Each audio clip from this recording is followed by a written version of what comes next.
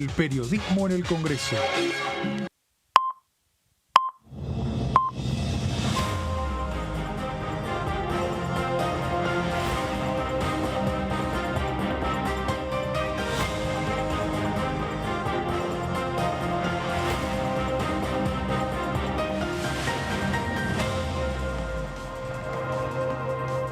Hola, muy bienvenidos a todos y a todas. Acá estamos en vivo en la segunda edición de DTV para contarles todas las noticias que se vienen esta semana en materia parlamentaria. Mucho para analizar y para empezar a interpretar lo que dejó este fin de semana en materia política y también, por supuesto, porque después del debate preguntarnos cuáles son los proyectos de ley, cuál va a ser el rol del Congreso de cara a lo que suceda después de las elecciones, porque aunque parezca mentira, ya a pasitos nomás de las elecciones generales, ahora en un par de semanas en octubre, así que se viven, por supuesto, bueno, mucha intensidad política en ese sentido. Hola Mary, hola Fabi, ¿cómo les va? Buen día. Buen día. Hola, ¿cómo Meli, andan? Bien, ahí están todos los sectores políticos haciendo un balance general sobre lo que pasó el día de ayer en el debate. Viste, con estas cosas siempre pasa que todos están satisfechos, dicen logramos lo que fuimos a buscar, fue un debate más bien un poco coreografiado. No hubo muchas sorpresas, uno tenía más expectativas tal vez que a raíz de algunos acontecimientos del fin de semana, particularmente con lo que pasó Martín Insaurralde, tal vez hicieran hincapié en algunas de estos escándalos, pero siguió todo en base a lo que estaban trabajando los candidatos en el último par de semanas. Ahí Javier Milei y Sergio Massa eligiéndose claramente como contrincantes, una Patricia Bullrich que tenía mucho para ganar, pero que no logró hacer mella ahí en esa polarización entre los dos candidatos.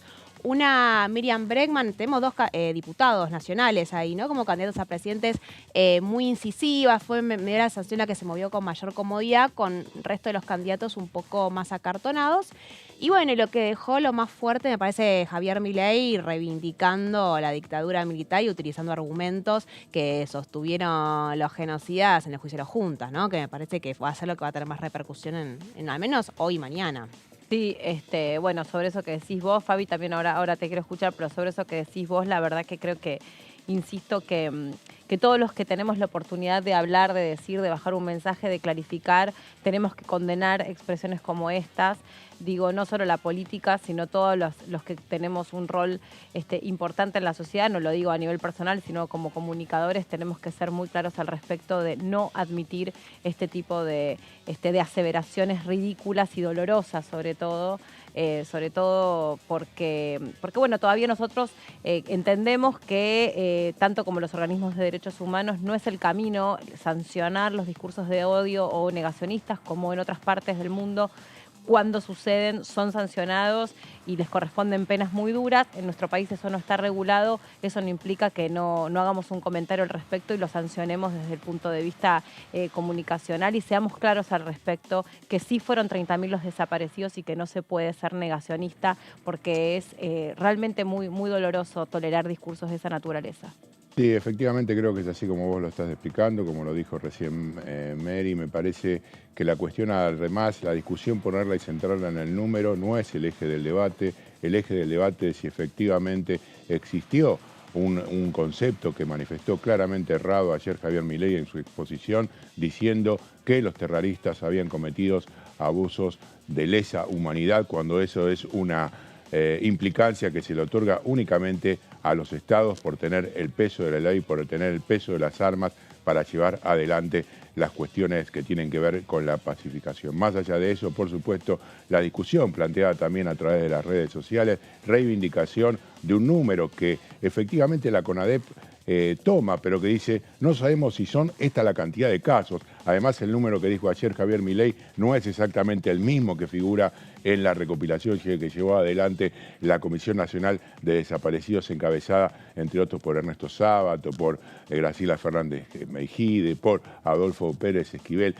Digámoslo claramente, la frase «fueron excesos» era una que dijo nada más y nada menos que el dictador Videla, y que además entonábamos en las marchas durante toda la época que pudimos salir a la calle a partir de que la dictadura militar retrocedió. No fueron excesos, y todo lo que tenía que ver con la utilización de las Fuerzas Armadas al servicio de un poder económico que efectivamente coincide con la reivindicación que ha hecho Javier Milei, que ha tomado además los 40 últimos años o casualidad como los peores de la República Argentina, sin reivindicar la democracia ni utilizar la palabra democracia a lo largo de ninguna de sus intervenciones. Más allá de esto, recojo lo que dijo Mary con respecto a cada uno cómo se sintió después del debate, la falta de un punch allí de Patricia Bullrich teniendo de alguna manera servida la mesa con el tema de Martín Insaurralde y un Sergio Massa que, entre comillas, salió airoso. Por supuesto, Miriam Bregman desde una posición más sólida por afuera de los conflictos, digamos, reivindicando la postura que tienen siempre en la Cámara de Diputados y el gobernador cordobés Juan Schiaretti reivindicando fundamentalmente lo que viene haciendo a nivel de su distrito. Sí, yo creo que ahí esas dos fuerzas que claramente no tienen chance de subirse a una posible paso, no sabemos lo que va a pasar, pero es lo que medio como que se está cocinando. Es interesante analizarlo a la luz del rol que tienen en el Parlamento, precisamente, ¿no? Cómo hacen jugar las fuerzas de las provincias, los interbloques, el rol que cumple la izquierda. También eso estuvo un poco en juego en el debate, ¿no? Se preguntó a propósito de estas cuestiones sobre, bueno, por qué se votó a favor o en contra, cuál va a ser el rol, en definitiva, que tengan, porque es como la gran incógnita después de octubre, ¿no? ¿Cómo va a quedar configurado el Congreso? ¿Qué peso van a tener las fuerzas políticas? ¿Qué va a pasar con Juntos por el Cambio? Todos los candidatos hablaron, o casi todos creo, pero principalmente Sergio Massa en ese sentido fue bastante contundente, que va a ir por un espacio integrador, ¿no? Por un espacio que contemple, no importa qué sesgo político, siempre que se quiera sacar al país adelante, y ahí claramente dijo, incluso estoy dispuesto a incluir en mi espacio libertarios, si es liberales, no libertarios, liberales. Sí, si es necesario para radicales. Exacto, que a él no le importaba a qué partido político o integren o representen, pero que no hay dudas que es a través de la integración y la consulta a distintas fuerzas políticas que se va a poder establecer una nueva coalición de gobierno si es que se convierte en el próximo presidente. Pero bueno, después un montón de cuestiones para analizar, pero se habló mucho, ¿no? Sobre por qué en el Congreso hiciste esto, por qué en el Congreso no hiciste lo otro. Ahí yo me lo imaginaba a Germán Martínez agarrándose la cabeza, que está preparando una sesión para dentro de 2 semanas y está conversando con todos los bloques del medio. Había un proceso de intento de diferenciación de la gran mayoría de los candidatos, de adjudicarse mutuamente, vos acompañaste al kirchnerismo con esto, vos acompañaste al kirchnerismo con esto, y en un marco en el cual se está negociando claramente acá en la Cámara de Diputados para la semana que viene tener una sesión con el objetivo de aprobar el proyecto de compra sin IVA, la creación de 3 universidades nacionales que quedaron pendientes. Se está viendo la posibilidad de incluso incluir la ley de alquileres y finalmente terminar de darle una sanción luego de un debate que se extendió durante más de un año. Bueno, es interesante ver a veces cómo son las posiciones televisadas de todos buscando diferenciarse, pero que después a la hora de discutir algunos proyectos que generan ciertos consensos, pienso fundamentalmente compra sin IVA porque es el que algunos sectores encuentran menos razones para no acompañar. Claro. Hay que prestar atención qué pasa los próximos 2-3 días, a ver qué decisión toman Juntos por el Cambio respecto a este proyecto, que todavía no la tomaron. Hubo reuniones entre los jefes de bloque y algunos de los principales referentes económicos del equipo de campaña de Patricia Bullrich para ver qué hacer teniendo en cuenta lo que dejó la experiencia de la reforma del impuesto a las ganancias, que sabemos que hay un sector del radicalismo que no está muy conforme con cómo se diseñó la estrategia. Y lo que te dicen cuando hablas con ellos es, bueno, en todo caso con ganancias nosotros podíamos argumentar que era un impuesto progresivo, claro, y modificarlo era solamente beneficiar a un pequeño porcentaje de los trabajadores mejores pagos. particularmente el proyecto de compra sin IVA, que lo que hace es convertir en ley, ¿no? La medida que hoy está siendo implementada de descontarle el 21% a todos los alimentos de la canasta básica a aquellas personas, trabajadores de casas particulares, jubilados, pensionados y todos los que cobren por menos de 6 salarios mínimos. Bueno, ahí es más difícil plantear la discusión y estemos atentos porque esto van a ser 48 horas en las que seguramente se va a definir y como estamos viendo, y cierro con esto, la campaña política, al menos de Unión por la Patria, está pasando mucho por lo que pasa en el Congreso de la Nación. Sergio Massa, en el último par de semanas, sus principales banderas están pasando acá por el Congreso, porque Ganancias va a ser uno de los principales caballos de batalla, yo me imagino, de cara a octubre, y quiere hacer lo mismo con el caso de compra sin IVA. Entonces, lo que se defina en estas semanas en el Congreso también va a ser muy determinante para el desarrollo de la campaña. Sí, ahí tenés también, por supuesto, si llega a poder reunirse la reunión, dictaminar el tema de gas natural licuado, que es otro de los objetivos para la semana próxima. Y recordemos que el domingo que viene está el segundo debate, o sea que va a estar el condimento lunes, martes y miércoles de lo que pase el próximo fin de semana aquí en Buenos Aires, en la Facultad de Derecho. Más allá de eso, creo que todavía lo sucedido con Martín Insaurralde no ha tenido su pico.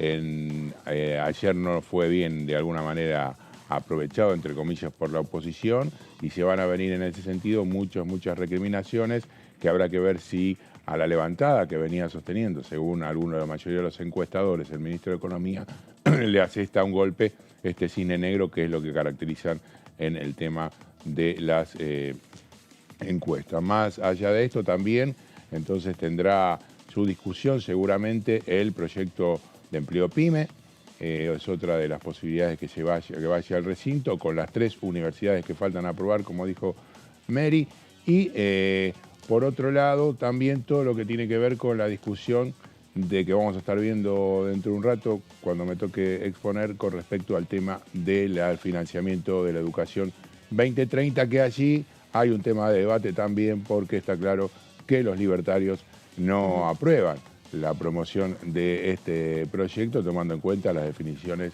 desde el punto de vista económico que pretenden para la educación en la República Argentina. Otro tema muy de campaña, aparte, financiamiento educativo. Si hay un eje en el cual Unión por la Patria... Sí, pero llamó la atención que dentro de cómo estaba organizado el debate, tanto inseguridad como educación no tomaron protagonismo ni en los discursos, ni en las preguntas que se hacían en los candidatos, ni tampoco... Hasta que se gastaron las balas. Pensá que en la primera parte tenían 5 preguntas y Massa las gastó todas en economía.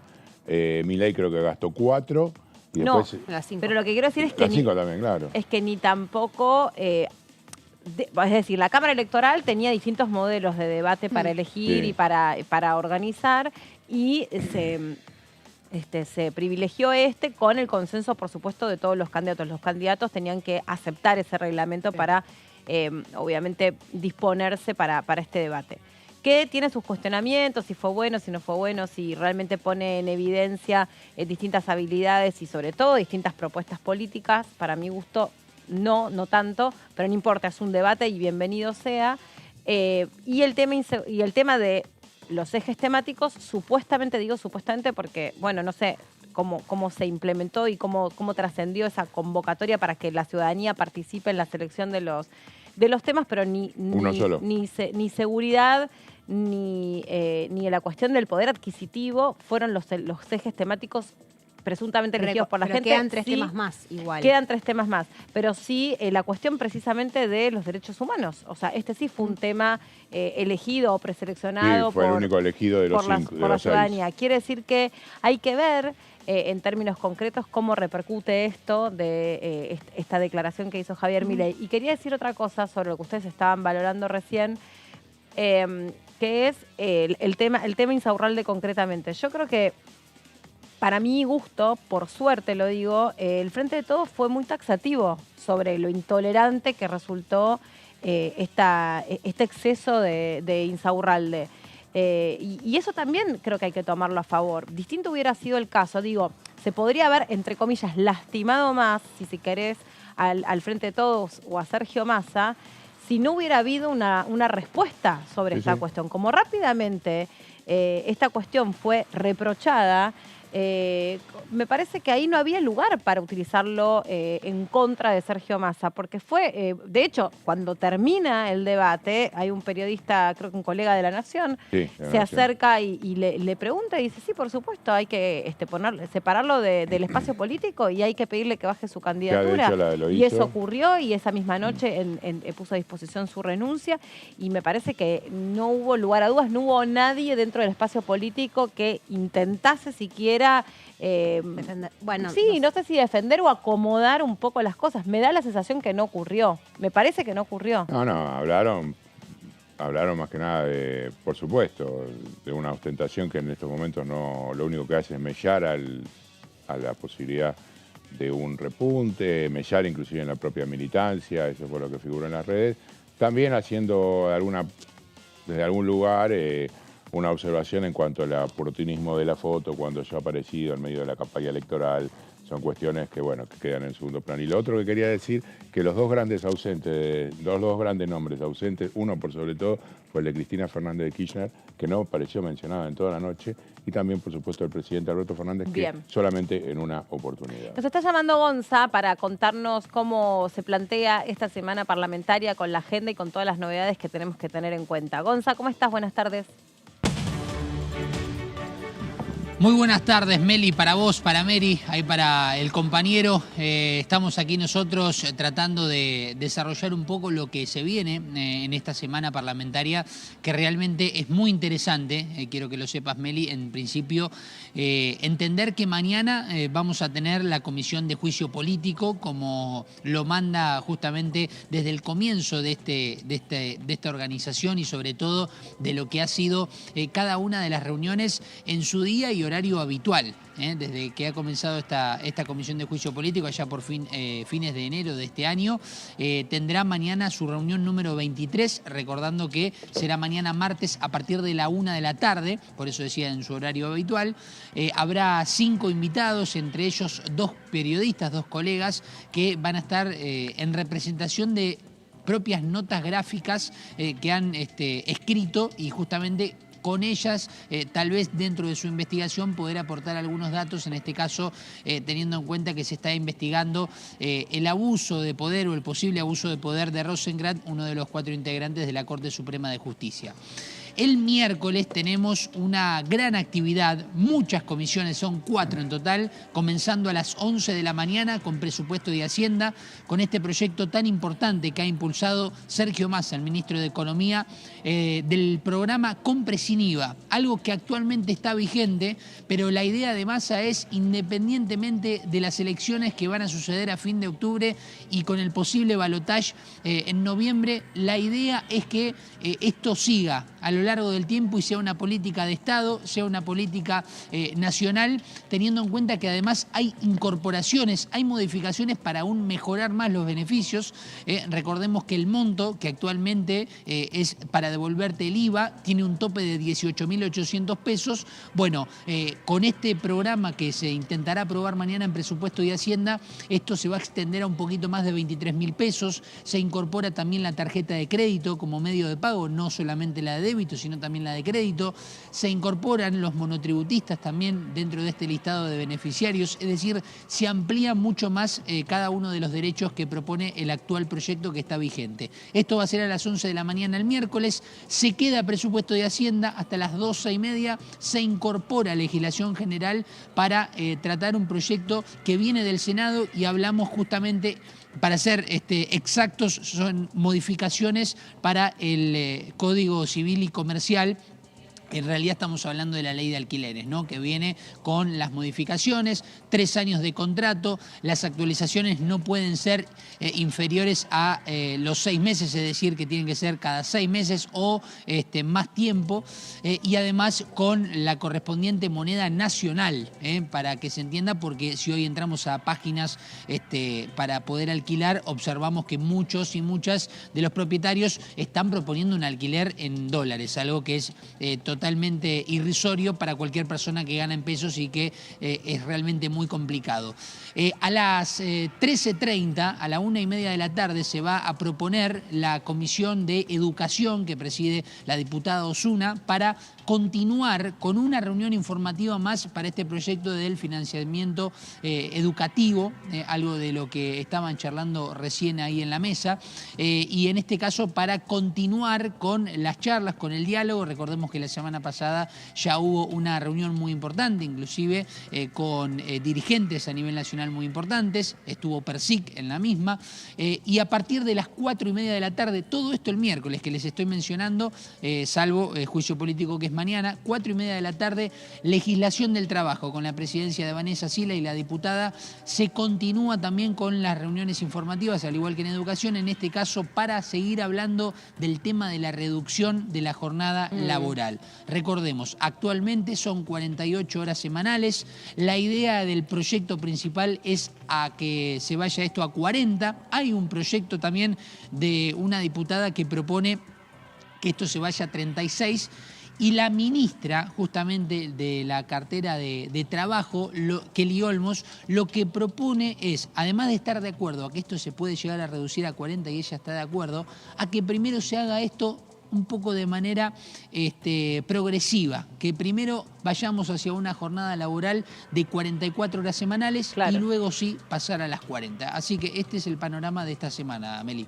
Bueno, mucha actividad para el momento político que estamos viviendo, porque eso sí que es algo que deja a todos, digamos, entusiasmados respecto a la frecuencia con la que los diputados y las diputadas podrían llegar a reunirse. Claramente la intención incluso es de una próxima sesión, como recién contaba Mary, incluso seguir dictaminando sobre temas muy importantes, que esos anuncios o esas cuestiones que fue dejando sobre el tapete Sergio Massa como ministro de Economía también tenga un respaldo parlamentario, pero incluso estos temas que estás trayendo vos.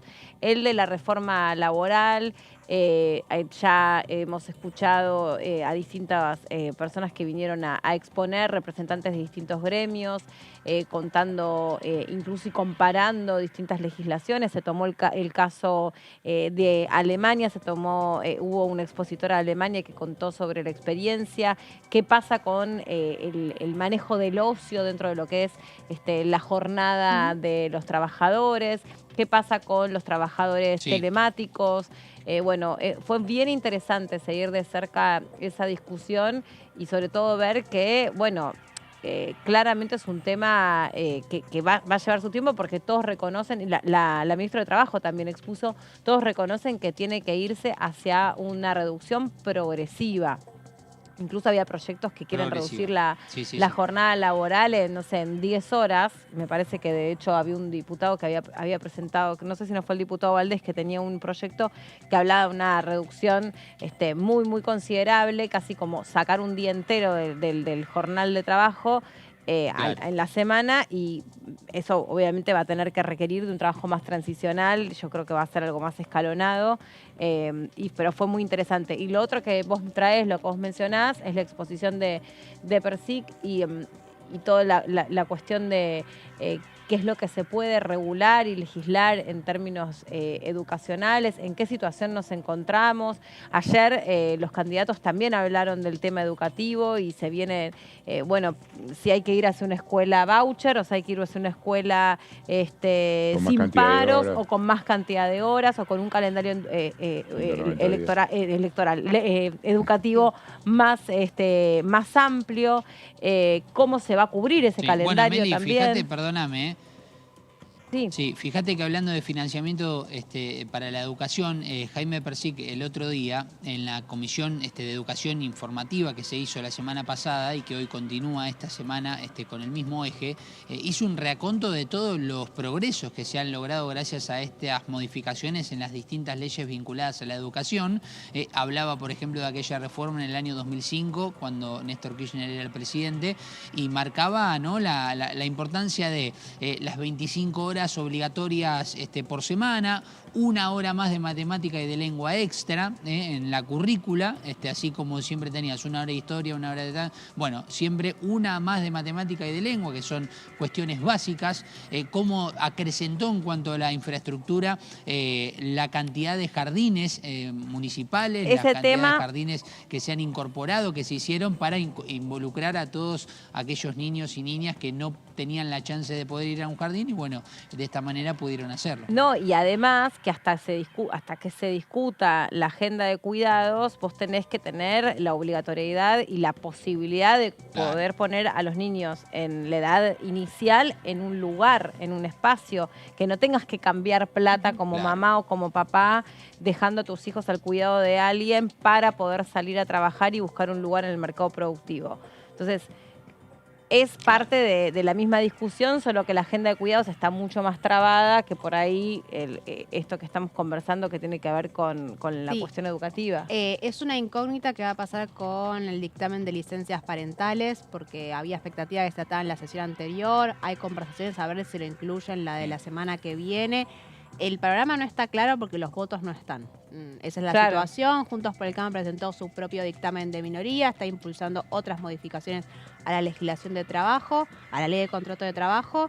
Venimos de varios proyectos vinculados a reformas laborales. El de licencias parentales era uno que generaba aparte mucha expectativa dentro del propio movimiento feminista.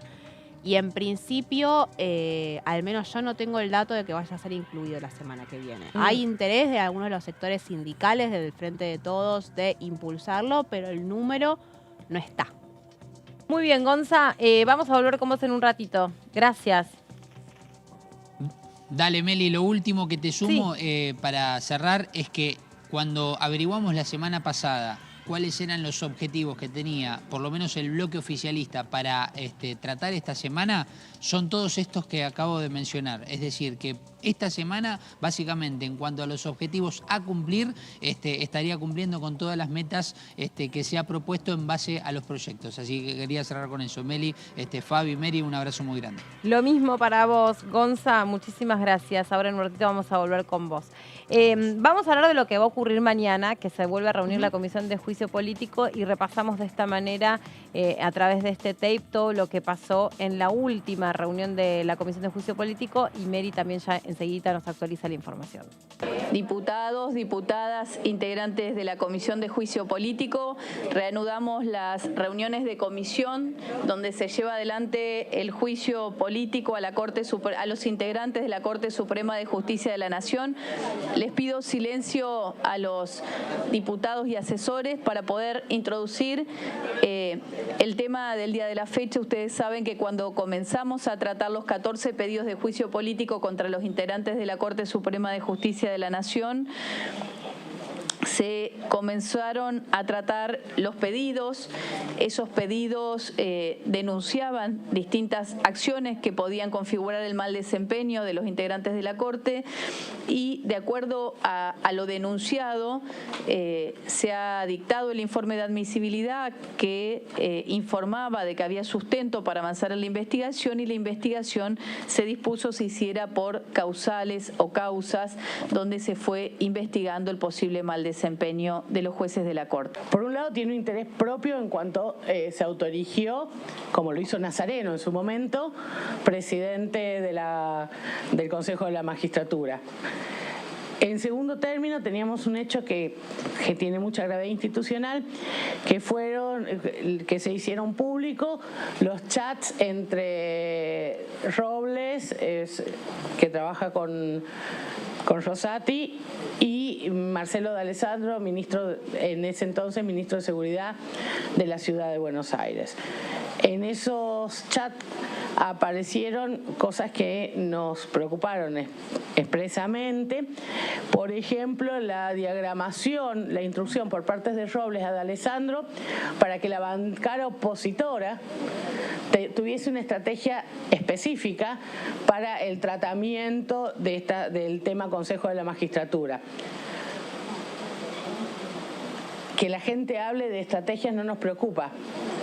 nos preocupó que fue específicamente la estrategia que llevó adelante la bancada opositora.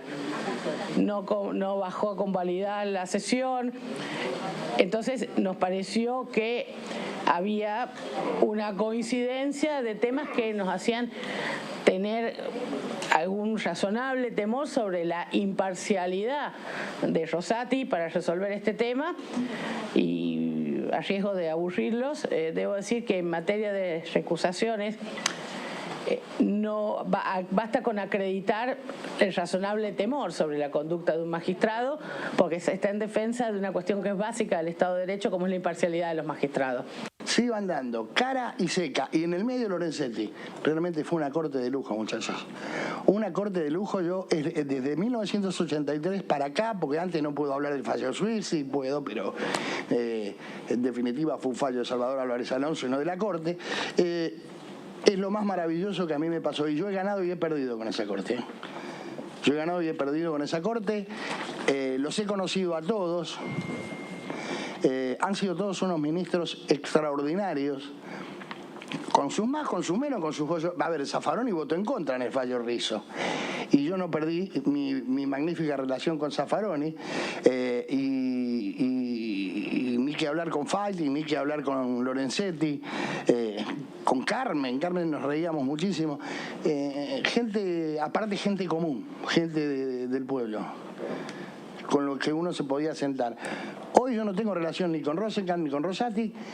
Yo le tenía mucho cariño, le tengo mucho cariño, pero le tenía mucha admiración a los votos de Maqueda. No sé qué pasó, porque no son malos, no votaba más como antes.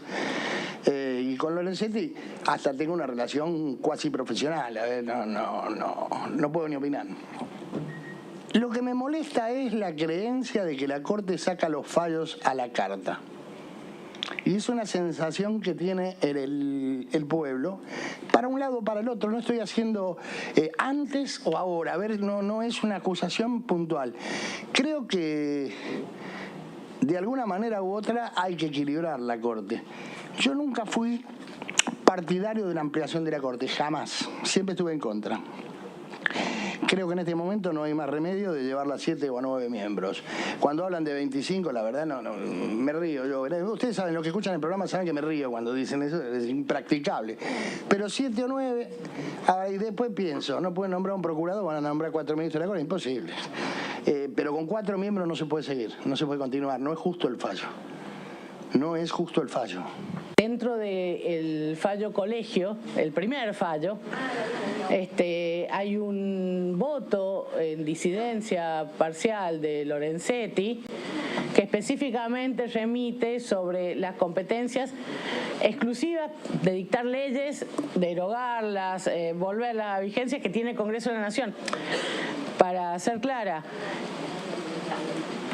cada órgano del Estado tiene sus competencias específicas, es decir, aquello que puede hacer y aquello que no puede hacer.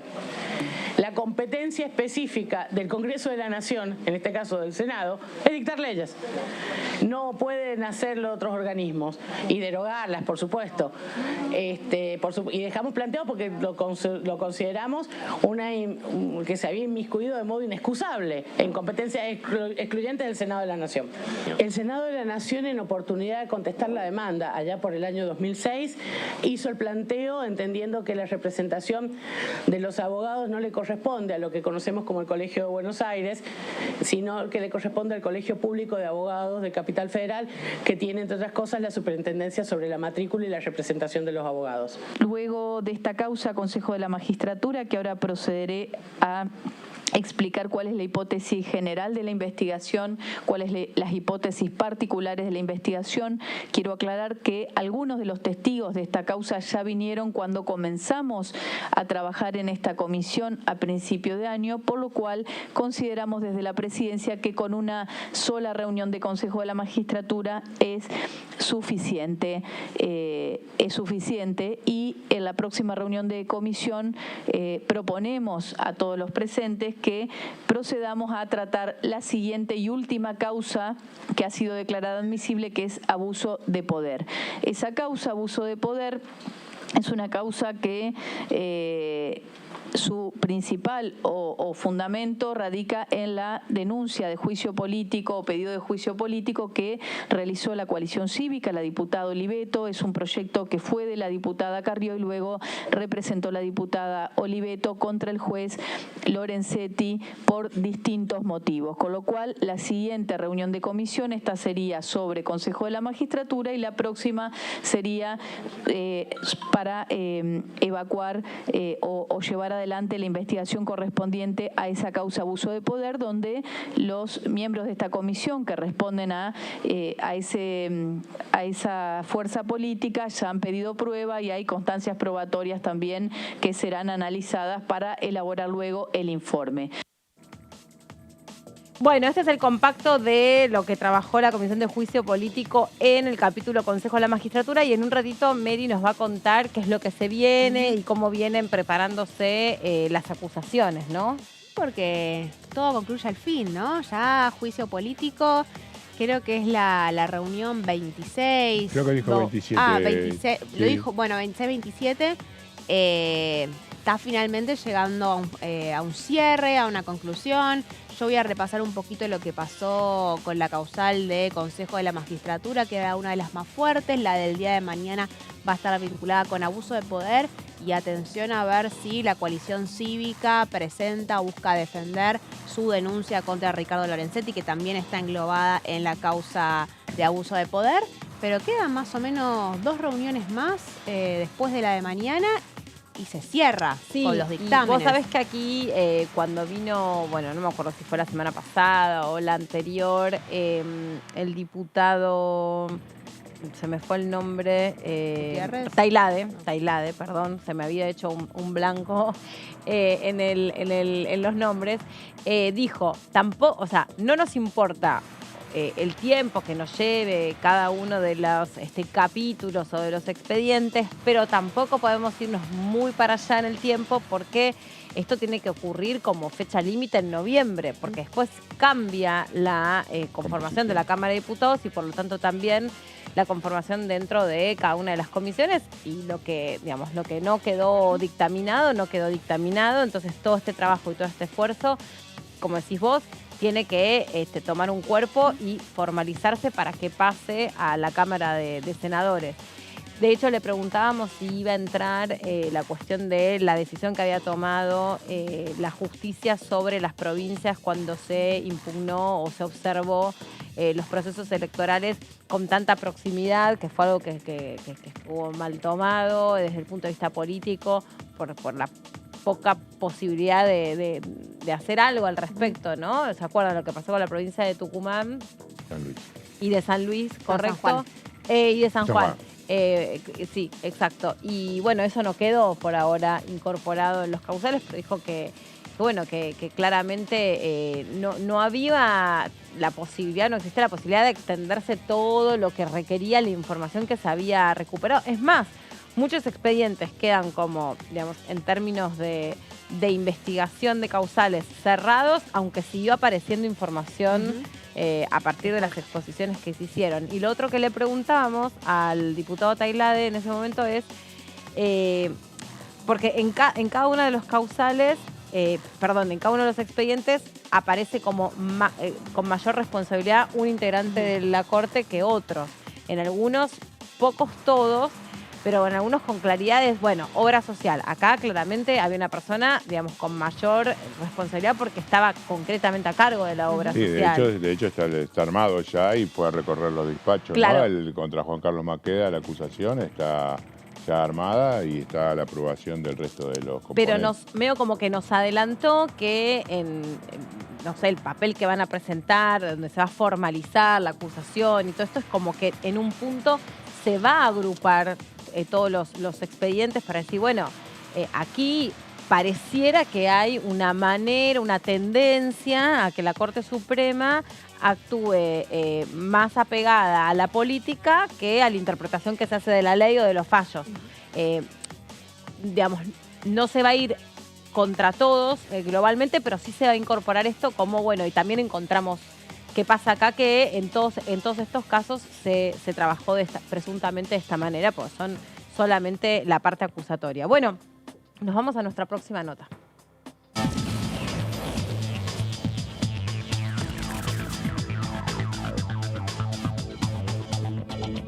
Diputado Pérez Plaza, ¿cómo le va? Buen día. ¿Cómo andan? Buenos días, ¿todo bien ustedes? Muy bien, muchas gracias por recibirnos ahí del otro lado. Bueno, estábamos hablando de todos los temas, la cantidad de temas que va a haber esta semana en trabajo de comisiones y la posibilidad de que haya una próxima sesión. Sí, calculamos que la próxima sesión va a ser para el día 9, entonces se están trabajando en los distintos temas, tenemos una agenda intensa para poder lograr llegar a los consensos necesarios para, más allá de los proyectos que logren dictaminar, puedan llegar al recinto de la mejor manera posible y con la mayor cantidad de consensos en medida de lo posible. Sí. Hemos tenido días muy apretados, en lo particular con la modificación del cambio climático y la soberanía alimentaria.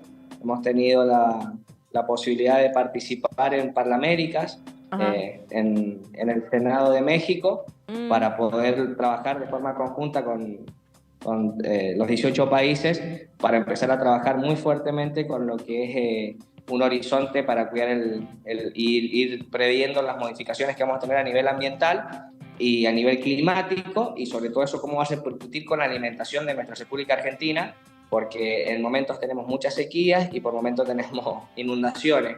Entonces, empezar a trabajar de forma conjunta una agenda parlamentaria en común, justamente dentro de Parlaméricas, para lograr trabajar con todos los países en una misma dirección para poder tratar de frenar la modificación del incremento de la temperatura a través de la tala indiscriminada, con las modificaciones necesarias para el cuidado del medio ambiente y el cuidado del suelo.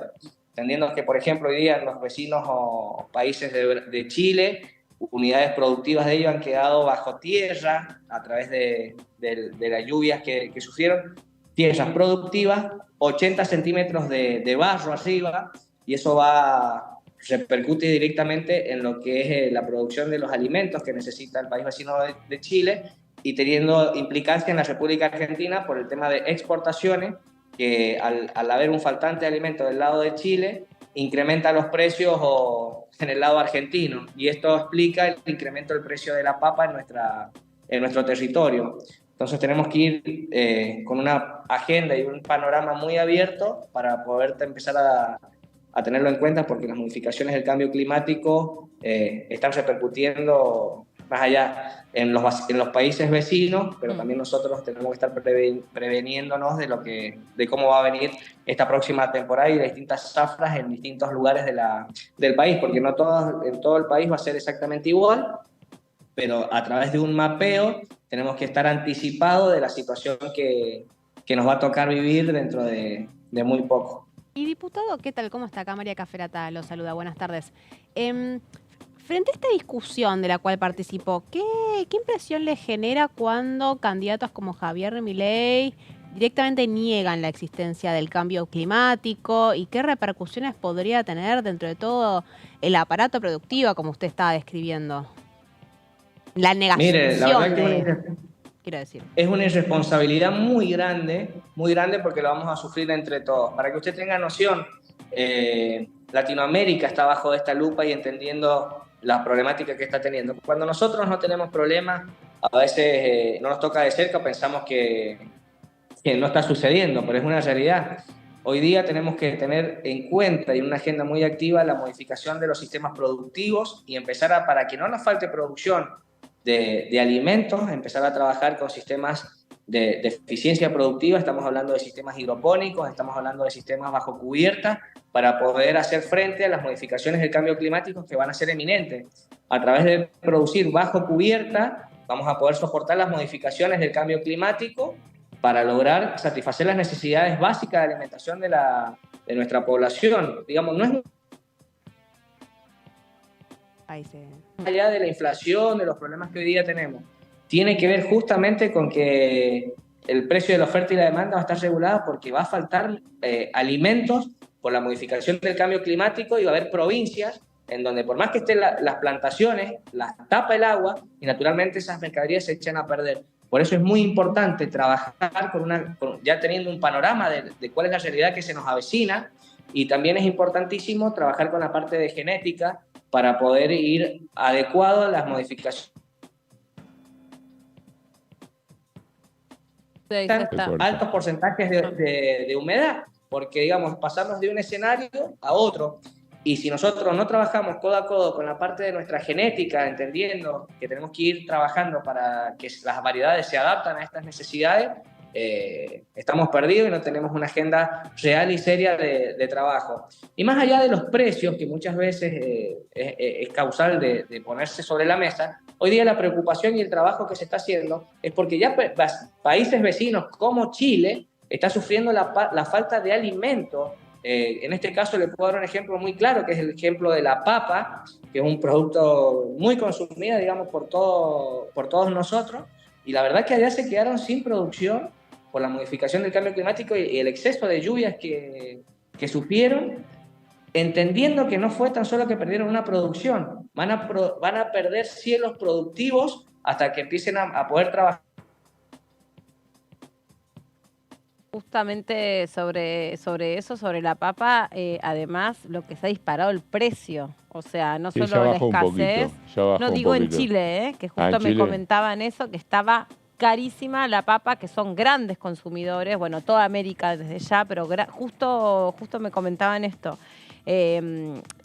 Que, bueno, claramente lo que dice, ¿no? Como la incidencia de el cambio climático, la sequía, o en el caso de Chile, porque están del otro lado digamos, de cómo afecta el Niño, las intensas lluvias que hubo, me comentaban esto, ¿no? Cómo se había disparado, pero considerablemente el precio de la papa. Y por algo aumentó aquí en el país, entiendo también entonces, porque la necesidad y la posibilidad de exportar, de alguna forma, brinda un mejor rédito por llevarlo al exterior.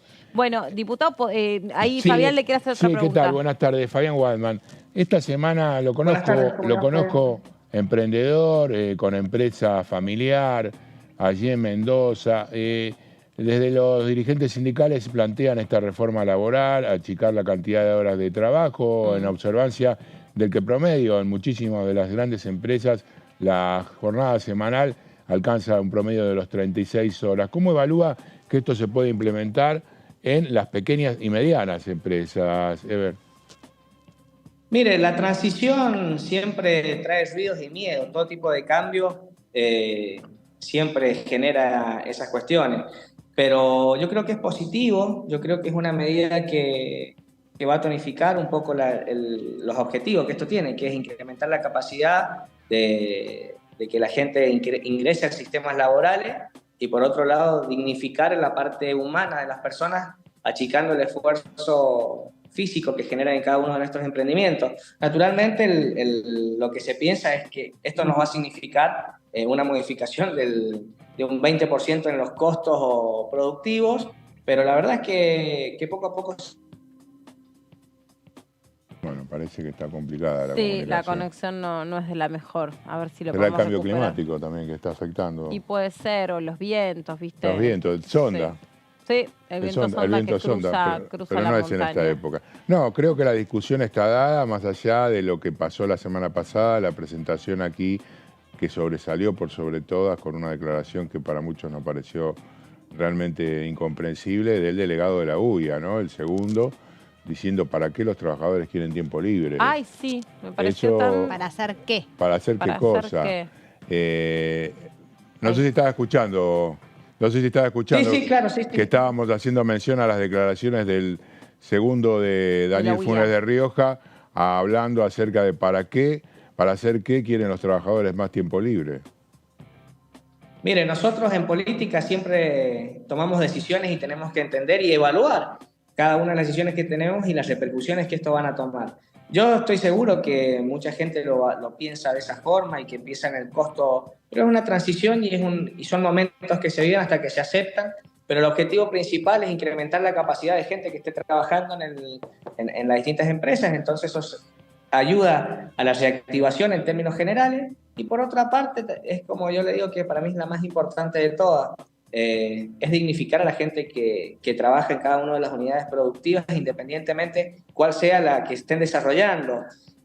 Yo lo considero así, porque imagínense que no tan solo ellos trabajan a sus 8 horas en los distintos lugares, sino que también ellos tienen viaja la persona, se trasladan, Entonces dejan prácticamente la mitad no son 8 horas, a veces terminan siendo 10 horas desde que salen desde su casa, viajando y demás. Entonces prácticamente se les va la vida en perder cosas importantes, el tiempo, después cada uno lo administrará y tal vez terminan teniendo 2 trabajos, algunos que los deseen y otros que no, pero la modificación esto puede ser muy positiva. Yo creo que en términos reales en Argentina, en comparación con otros lugares, la mano de obra acá gana poco, pero también hay que decirlo que a las empresas también les cuesta mucho y no estamos en una situación muy holgada, digamos, para el sector de las pymes y de acuerdo a cada una de las realidades que les toca vivir. No podemos generalizar y hablar de todos los sectores con el mismo horizonte, porque cada provincia,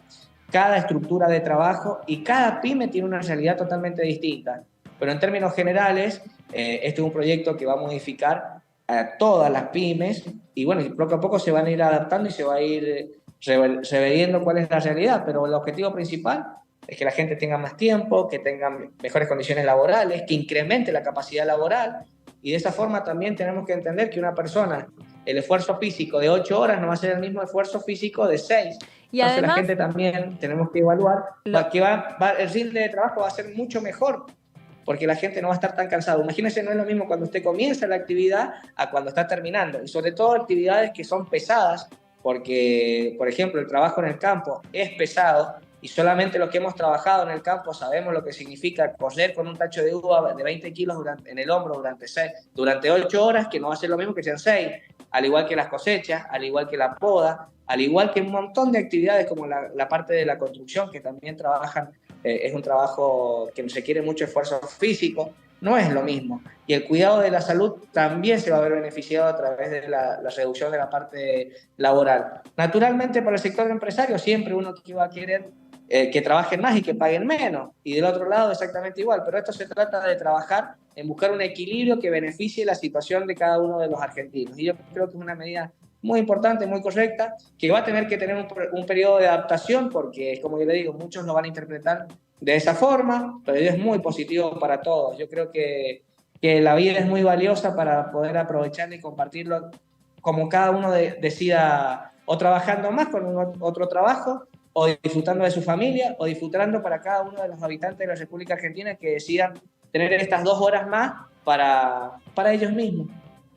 ¿Cuál es su opinión sobre compras sin IVA? Es una medida que yo lo he podido explicar apenas asumí que era parte de uno de nuestros objetivos. Era la disminución de la presión tributaria y un reintegro. Y prácticamente ha sido con unas modificaciones a nuestras iniciativas, pero ni más ni menos el objetivo se ha ido cumpliendo. Y la verdad que estoy muy satisfecho por esta medida porque tonifica el sueldo de cada uno de los trabajadores y a todos los habitantes de la República Argentina. Así que creo que es una medida muy acertada y lo vamos a ir trabajando. Y también decirle que nosotros siempre hablamos de la disminución de la presión tributaria en todos los objetivos, en todos sus alineamientos, entendiendo la realidad que le toca vivir a Argentina.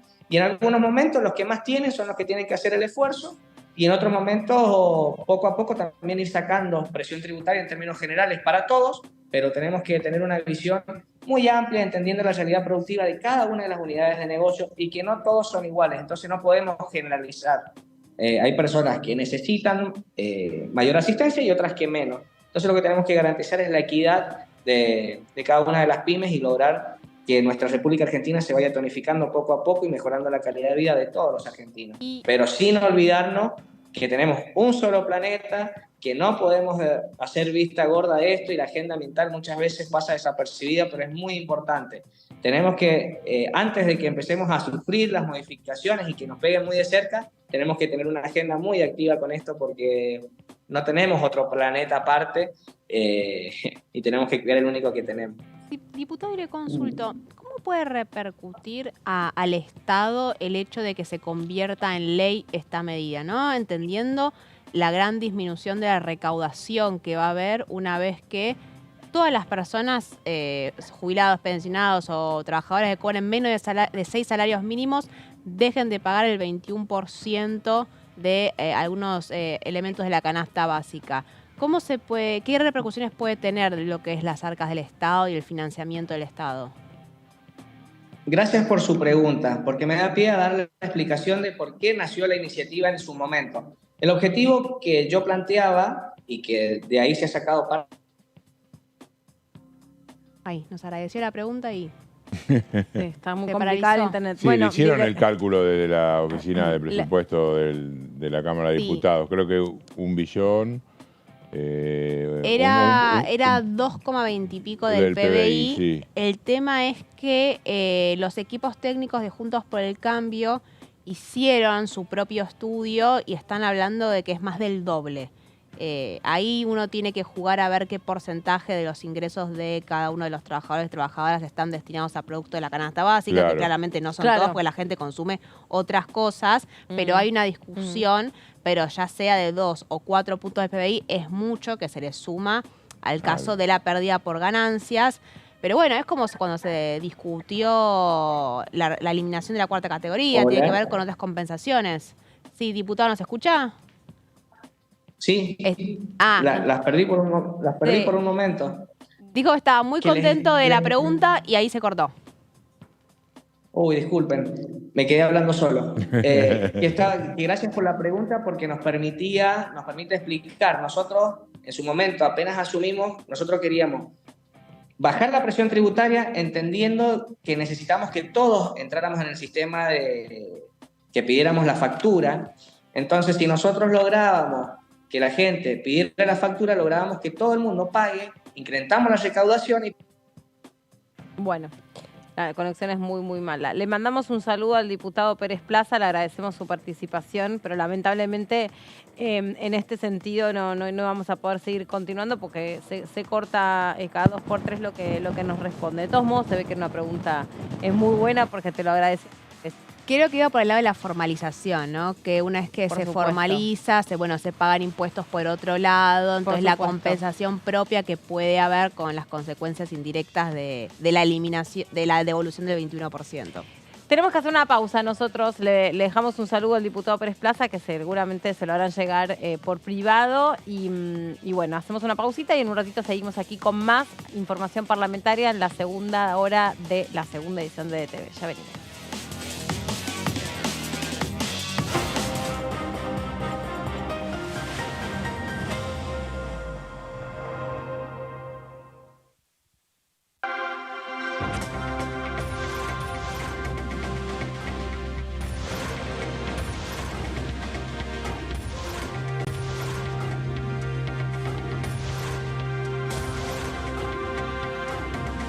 Ellos son tu voz en la segunda edición. DTV, el periodismo en el Congreso. Hola, bienvenidos a una nueva jornada del resumen de noticias parlamentarias. El ministro de Economía, Sergio Massa, lo presentó el proyecto para modificar el impuesto a las ganancias y se aguarda su envío al Congreso, como lo decíamos al principio. Estamos expectantes para conocer los detalles, pero bueno, en líneas generales ya se sabe cómo es esta iniciativa. DTV, el resumen, de lunes a viernes.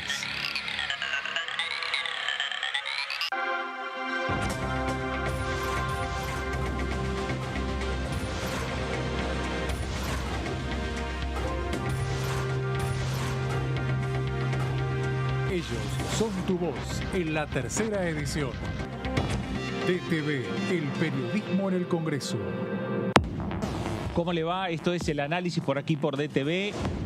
Vamos a tratar el proyecto de Emplea Pyme, que es un proyecto que tiende a favorecer la registración de empleo, la creación en otros casos con una bonificación de la contribución patronal por 24 meses en el caso de las MIPYME.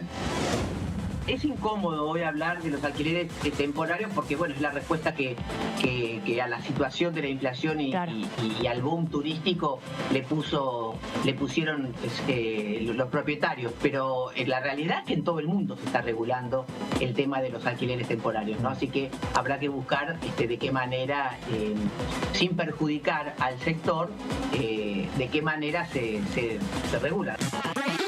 DTV, el análisis, de lunes a viernes.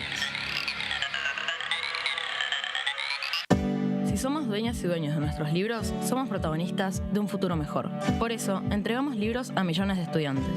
Además, otorgamos becas educativas para que las chicas y los chicos puedan terminar la escuela.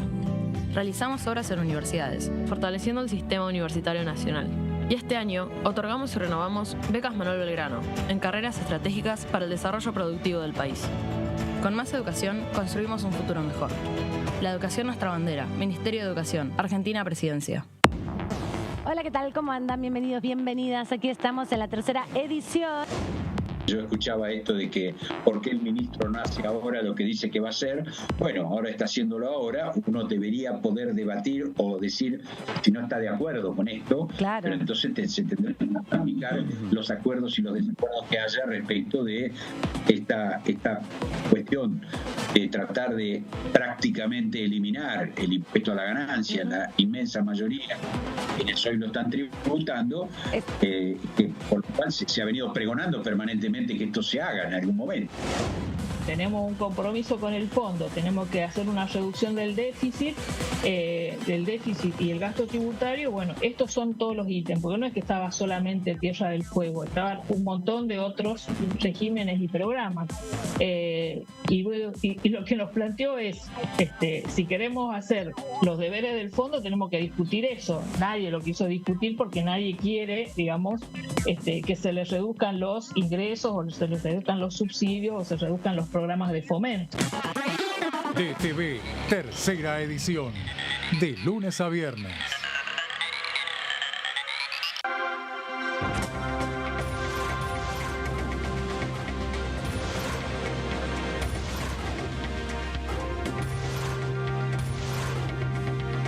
Ellos son tu voz en la tercera edición. DTV, el periodismo en el Congreso.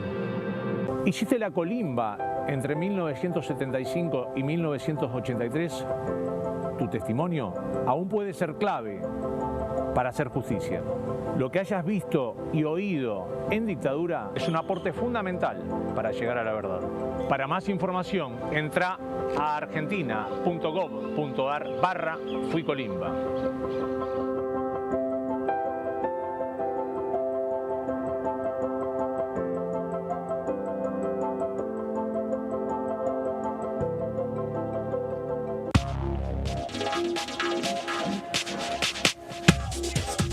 DTV es información, es diálogo, es análisis. DTV es federalismo, libertad de expresión, pluralidad de voces.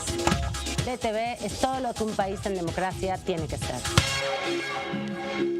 DTV es tu voz en el Congreso. Este 2023, seguí eligiéndonos.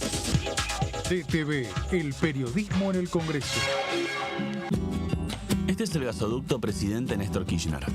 Una obra de escala mundial realizada en tiempo récord que unirá la energía de Vaca Muerta con todo el país. Innovaciones, tecnología, cientos de kilómetros de acero y miles de trabajadoras y trabajadores. Esta megaestructura alimentará la llama del país con desarrollo, con federalismo, con soberanía y orgullo. Gasoducto Presidente Néstor Kirchner. Mueve energía, mueve al país. Bienvenidas y bienvenidos a Punto Género. El movimiento feminista en el periodo 2018-2019 y antes también durante 16 años, hemos construido un poder que fue manifestado con los pañuelos verdes, que fue estando en la calle, estando en el Congreso, estando en todas partes, en todas las provincias. Lo que fuimos generando también fue capacitación. En esas capacitaciones y en esos encuentros muchas veces es la accesibilidad a los recursos, poder dar una respuesta, los programas del Ministerio que muchas veces, y del Ministerio de Mujeres y de otros organismos estatales que se encuentran en plataformas digitales. Entendemos que poder achicar las brechas de desigualdad, por ahí pensar esta herramienta por un lado para la capacitación en Micaela Digital. Punto Género, lunes, 23 horas.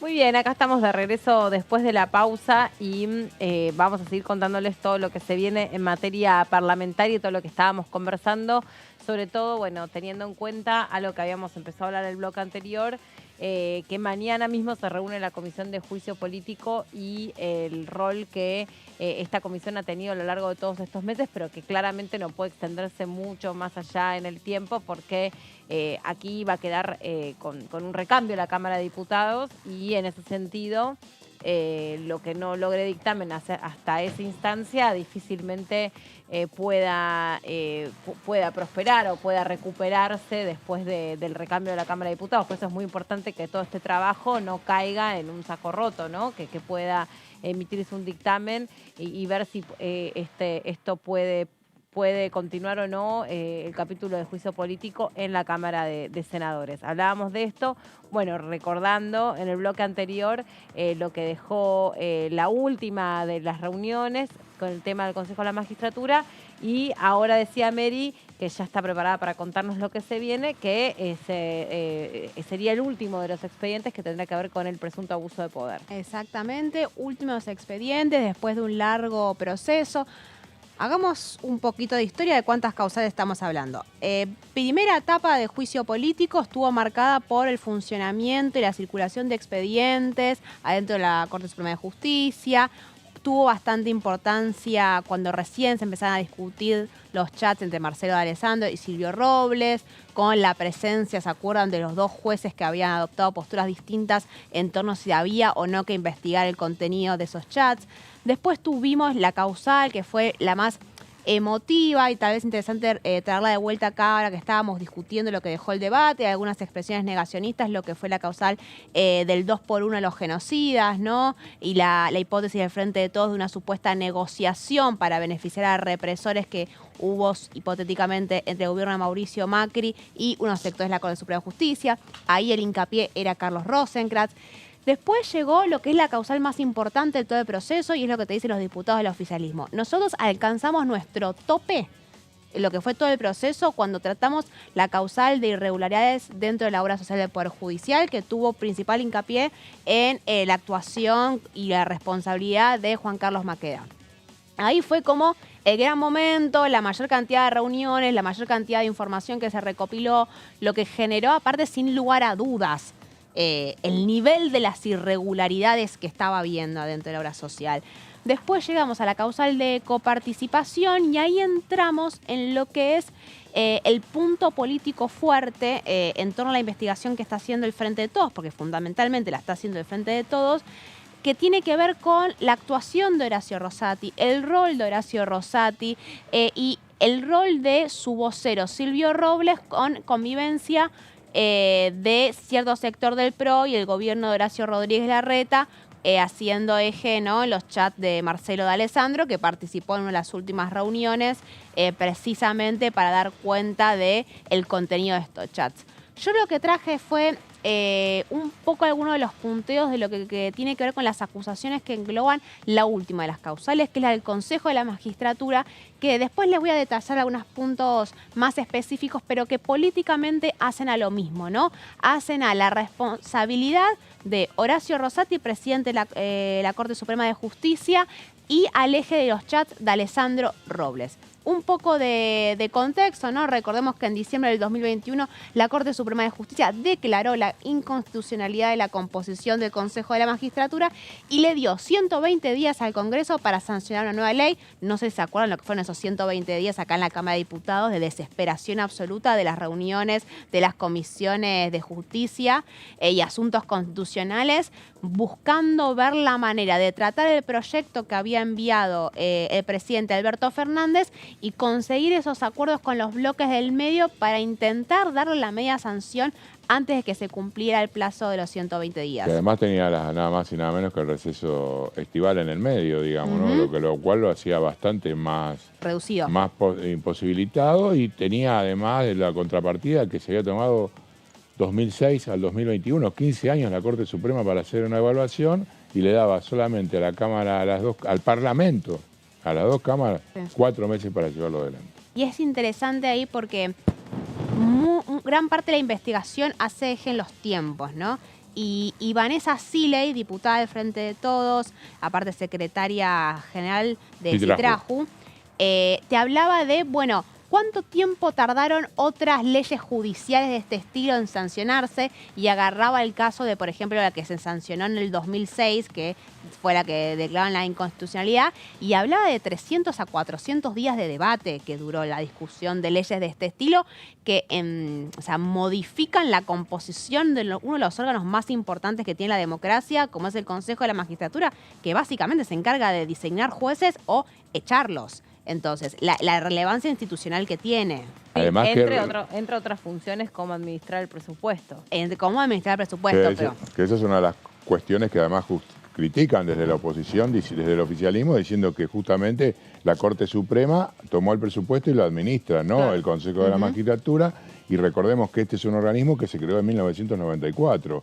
O sea que prácticamente tuvo una intervención bastante opaca, digamos, a lo largo del tiempo, porque inclusive no pudo hacer las designaciones. Hoy mismo la cantidad de jueces y fiscales que reclaman cotidianamente de todas las provincias no está pudiendo ser atendida, porque no hay forma de resolver la situación en este empate, en esta situación. Y hoy mismo tampoco hay un senador que debería estar allí siendo parte del Consejo. Estamos hablando de Martín Doñate o quien sea, digamos, ¿no? El observado en este caso se trata del senador rionegrino. Sí, y tiene que ver con otras acusaciones. Las consecuencias de la declaración de la inconstitucionalidad tuvieron como resultado de la virtual parálisis del Consejo de la Magistratura y el estancamiento de muchos de los pliegos que tienen que terminar de salir para cumplir las vacantes, que como vos decís, hemos discutido largamente lo que tiene que ver con la demanda de jueces, defensores, fiscales.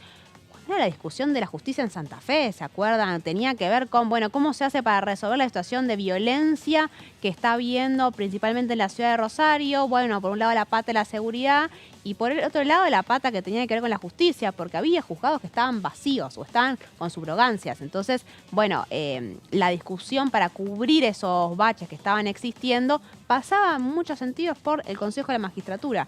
Pero bueno, pasaron esos 120 días que dio simplemente la Corte Suprema de Justicia, se vencieron, no se logró llegar a acuerdos para sacar la ley. Ahí lo que te dice Pablo Tonelli, por ejemplo, y el argumento de Juntos por el Cambio es, bueno, ahí estuvo en falta el Congreso. Fue el Congreso el que falló en llegar a los acuerdos necesarios para sancionar una ley para evitar que sucediera esto. Hay que analizar, bueno, que en 120 días, en el medio, porque esto fue diciembre del 2021, justo en el cambio de composición del Congreso, ¿no? Con un oficialismo muy debilitado, había perdido esas elecciones, había una posición mucho más fortalecida y nadie tenía mucho interés en hacer acuerdos con el oficialismo. Pero bueno, se venció el plazo de 120 días y ¿qué hizo la Corte? Bueno, reflotó una ley que había sido derogada en el 2016, y lo que es lo más importante, que el presidente del Consejo de la Magistratura era el presidente de la Corte Suprema. Es decir, Horacio Rosati pasaba a ser el presidente de la Corte Suprema. Ahora, ¿qué es lo que sostiene el dictamen de acusación que está trabajando el Frente de Todos en lo referido al Consejo de la Magistratura? Vamos a la próxima placa. A ver, tenemos dos acusaciones. Por un lado, lo que es la Corte Suprema en general y otras las que tienen que ver con las acusaciones puntuales contra Horacio Rosati en calidad de presidente de la Corte Suprema y del Consejo de la Magistratura. Acá hay algo que tiene que ver, les decía, ¿no? De los tiempos. Esto es lo que dice Vanessa Siley. El fallo no fue procesal, sino fue político. Y hacen una línea del tiempo de cómo fueron cada uno de los acontecimientos desde que la Corte Suprema decide intervenir declarando la inconstitucionalidad. Primero y principal, hay una demora de 5 años hasta que el fallo sale. Cuando el Colegio de Abogados de la Calle de Montevideo hace la denuncia, ¿no? Originalmente de vuelta en el 2006, es un largo proceso hasta que termina llegando a la Corte Suprema de Justicia. Llega a la Corte Suprema de Justicia en el 2017. Es decir, que también del 2017 al 2021 pasaron muchos años hasta que la Corte Suprema decidió que era cierto que decía el Consejo de la Magistratura que no estaban equilibrados los estamentos y por lo tanto era inconstitucional. ¿Qué pasó en el interín y qué es lo que denuncia el Frente de Todos? Que hubo un cambio de postura de parte de la Corte Suprema de Justicia, teniendo en cuenta el partido que estaba gobernando entonces. Es decir, ingresó en el 2017, en el 2016 ya estaba gobernando Mauricio Macri, y dice que a Mauricio Macri, puntualmente a su ministro de Justicia, Germán Garabano, le dan sistemáticamente plazos para que ellos tengan tiempo para presentar una nueva ley del Consejo de la Magistratura. En cambio, lo que dicen es que cuando cambia el gobierno en el 2019 y Alberto Fernández termina presentando un nuevo proyecto de composición del Consejo de la Magistratura, anticipándose a lo que ya sabían que iba a ser un fallo de constitucionalidad de la ley actual, le dan 10 días. Es decir, Alberto Fernández presenta el proyecto y a los 10 días, en diciembre, la Corte Suprema de Justicia dice que la ley actual es inconstitucional, hay que sancionar una nueva. Es decir, no fue un plazo muy amplio para poder negociar y para poder, en todo caso, resolver la situación de inconstitucionalidad. Y por un lado, bueno, esto tiene que ver por el partido político gobernante en el Ejecutivo, por un lado, y después el otro tiempo tiene que ver con el aceleramiento que hubo cuando Horacio Rosati se convierte en el presidente de la Corte Suprema. Es decir, hay una acusación que parte de la base que no fue lo mismo cuando Ricardo Lorenzetti era presidente de la Corte Suprema que cuando fue Horacio Rosati, y que la propia Corte Suprema de Justicia estaba esperando a que Rosati fuera electo presidente de la Corte Suprema, y recordemos por un autovoto que después forma parte de las dos acusaciones, para que saliera la inconstitucionalidad y así Rosati pudiera ser también el presidente del Consejo de la Magistratura, ¿no? No es que solamente el presidente de la Corte Suprema, sino que fuera puntualmente Rosati el que fuera el presidente del Consejo de la Magistratura. Ahora vamos a Rosati, ¿no? Porque de vuelta, el eje fundamental de toda esta causal hace hincapié en Rosati, como también lo hacía en el caso de la causal de coparticipación. ¿Qué es lo que le sostiene a Horacio Rosati? Vamos a la próxima placa. A ver, le acusan a... Me faltaron algunas... No, de la Corte Suprema de Justicia, ya me está anticipando. Que son importantes y fue lo que dijiste vos en realidad. Que tiene que ver... Sí, me olvidé de esto. No, que es importante porque aparte hizo la discusión que tuvimos acá en Diputados TV mucho tiempo a la hora de designar a los consejeros y la manera que la propia Corte Suprema de Justicia intervino a la hora de la designación. Un punto que después se va a repetir en muchas de las causales, que tiene que ver la denuncia a la Corte por haberse arrogado facultades legislativas al restablecer una ley que había sido derogada. Bueno, eso ya lo sabemos. También se denunció en el caso de coparticipación, por ejemplo, que decía que intervino algo que era facultad del Congreso de la Nación en el tema de la coparticipación federal. Ahora, lo que denuncia también el Frente de Todos es que existió una manipulación de la conformación del Consejo de la Magistratura a través de determinado tipo de acordadas. Es decir, no solamente la elección de la presidencia, sino el resto de los estamentos, que sabemos que están los políticos, están los abogados, están los académicos, etcétera. ¿Cuáles son estas acordadas? Bueno, el primero y principal, la anulación del decreto que dividía al bloque del Frente de Todos en el Senado. ¿Se acuerdan? Cuando se vence el plazo, nos enteramos muy tarde a la noche que el Frente de Todos, el bloque del Frente de Todos en el Senado, se dividía, dividiéndose en Unidad Ciudadana y el Frente Nacional y Popular, con el objetivo de hacerse con un consejero más de la magistratura, ¿no? Querían tener el consejero por la mayoría y tener el consejero por la segunda minoría, de esa manera quedándose con 2 de los 3 consejeros que le correspondían al Senado. Empieza toda una discusión. Luis Juez, que era el que supuestamente hubiese ocupado ese lugar en el caso de que no se hubiese dividido el Frente de Todos, hace una denuncia y la Corte Suprema de Justicia interviene y decide anular esa decisión, que en realidad es una decisión del Congreso Nacional, como se componen cada uno de los bloques, ¿no? Legislativos. Dice, no, anula la conformación de ese bloque. Después, otra de las acordadas es, de la misma manera que anula el decreto que debía el bloque, valida acá en la Cámara de Diputados la designación de los consejeros de la Cámara de Diputados, que eran Vanessa Siri y Rodolfo Tailade por un lado, Álvaro González y Rosana Reyes por el otro. Álvaro González y Rosana Reyes de Juntos por el Cambio, Siri y Tailade del Frente de Todo. Y por último, y eso es lo que vos decías, Fabi, la negativa, finalmente, se le toma juramento a todos los consejeros de la magistratura, excepto a Martín Doñate. Es decir, hay un agujero ahí, hay un consejero de la magistratura que nunca fue designado por la judicialización que hubo alrededor de toda la composición. En concreto, ¿qué es lo que sucede con esto? Está funcionando de manera irregular el Consejo de la Magistratura, porque faltan consejeros, porque no se les tomó juramento. Ahora sí vamos a Horacio Rosati y las responsabilidades que les corresponden a él puntualmente en lo que va a ser el dictamen final. Lo primero que le acusan por mal desempeño es haberse autovotado para la presidencia de la Corte Suprema de Justicia. Recuerdan, él ingresó con su propio voto, aparte con el de Carlos Rosekratz. Y lo otro es no haberse autoexcluido del fallo del Consejo de la Magistratura, que es lo que denuncia el Frente de Todos. Dado que la derogación de la ley actual y la implementación de la ley del 90 sostenía que el presidente del Consejo de la Magistratura iba a ser el presidente de la Corte Suprema de Justicia y el presidente de la Corte Suprema de Justicia era Horacio Rosati, correspondía que Rosati no participara de la decisión final del fallo sobre la inconstitucionalidad porque técnicamente lo iba a beneficiar a él y él estaba involucrado. Ahí decían, desde el punto de vista, desde la oposición, digamos, señalaban que quizá era una falla ética, pero no daba para justamente hacerlo valer como una causal de juicio político. No le hubiese correspondido éticamente hacerlo, pero no es que sea ilegal.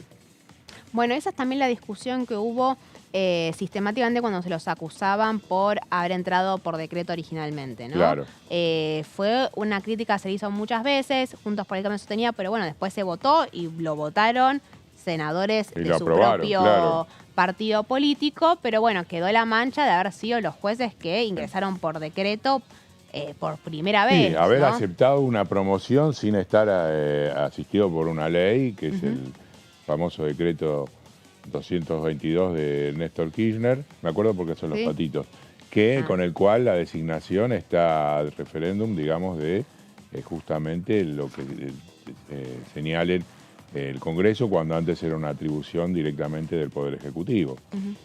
Lo triste de toda esta situación que está contando María respecto del Consejo de la Magistratura y si uno, digamos, desmenuza todo lo que quedó ventilado en la Comisión de Juicio Político, por ahí a vos del otro lado decís, si esto a mí en qué me incide, a mí no me importa, a mí qué tiene que ver con mi cotidianeidad. La realidad es que eso viene a confirmar qué distancia en tal caso que hay entre el Poder Judicial y el resto de la sociedad, ¿no? En qué nivel de abstracción viven, con qué impunidad ocurren algunas cuestiones, sin que nadie lo mire en profundidad, un poco cuando se veía el expediente de la obra social o del mal funcionamiento de la obra social, ahí claramente uno tiene la sensación, bueno, esto era un siga-siga y a nadie le importaba hasta que vino la comisión y miró un poco más en profundidad.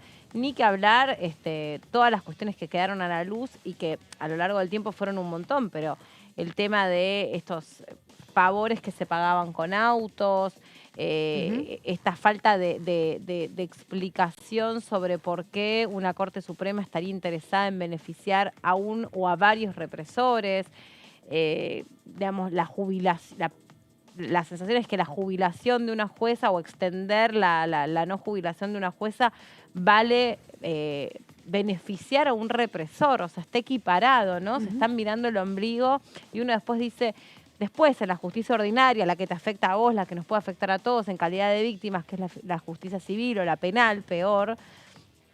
Y decís, ¿y qué te extraña que, no sé, un juicio suceda después de 8 años que pasó un hecho, o que un juez de repente, no sé, solamente mire papeles y no se entreviste con la gente para tomar determinadas decisiones?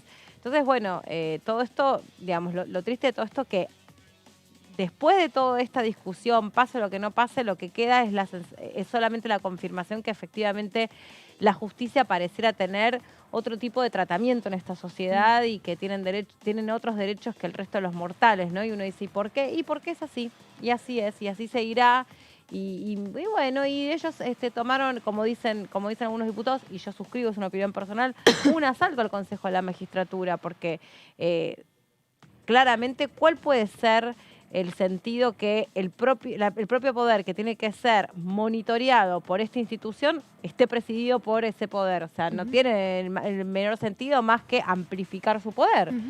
Y es muy doloroso porque ahí sí estamos todos nosotras y todos nosotros digamos, con esa sensación de que si nos pasa algo en calidad de víctimas, no necesariamente la justicia va a ser justa. Sí, y la impunidad que lo rodea, ¿no? Por porque supuesto, y la corrupción. Sí, porque la comisión lo que hace en todo caso va a recopilar toda esta información y todas estas denuncias de todas las irregularidades, pero sabemos que en el Congreso no tiene ninguna chance de prosperar. Entonces, No. bueno, ¿qué va a pasar con todo esto a partir del 11 de diciembre? ¿Fue un proceso de rejunte de información para que se evapore? ¿Cómo continúa? Claro. Particularmente, más en un año electoral en el cual la cuestión judicial quedó asociada a lo que es la agenda de Cristina Fernández de Kirchner, ¿no? Y cualquier tipo de planteo o cuestionamiento en ese sentido es hacerle el juego de alguna manera a los intereses de cierto sector del kirchnerismo. Y que también lo dificulta por el desinterés que genera en un contexto de 40% de pobreza ponerse a discutir sobre estas cuestiones institucionales. Pero bueno, cómo todo tiene que ver con todo y la duda de qué va a pasar a partir del 11 de diciembre con toda esta información y sabiendo que la discusión sigue, porque a ver, la semana pasada en el Senado se aprobaron una treintena de pliegos, con la discusión que generó en torno al pliego particularmente de Ana María Figueroa, que había sido rechazado y le había mandado a Julián a la primera Corte Suprema. El Senado igual aprobó el pliego. Bueno, hay que ver ahí cómo se define porque la novela continúa. Sí, igual vos decías, ¿no? ¿Qué va a pasar con todo este camino y con todo este recorrido que inició la Comisión de Juicio Político?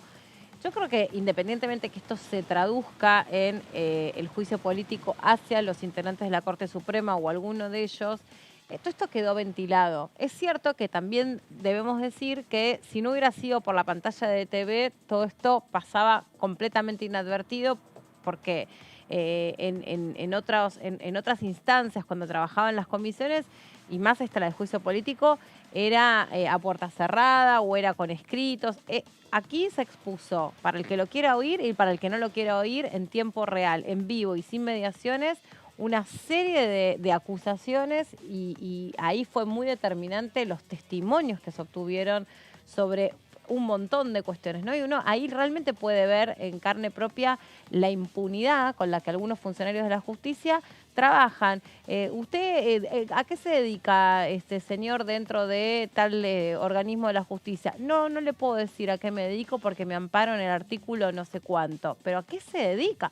No se lo voy a decir. Y no lo dijeron.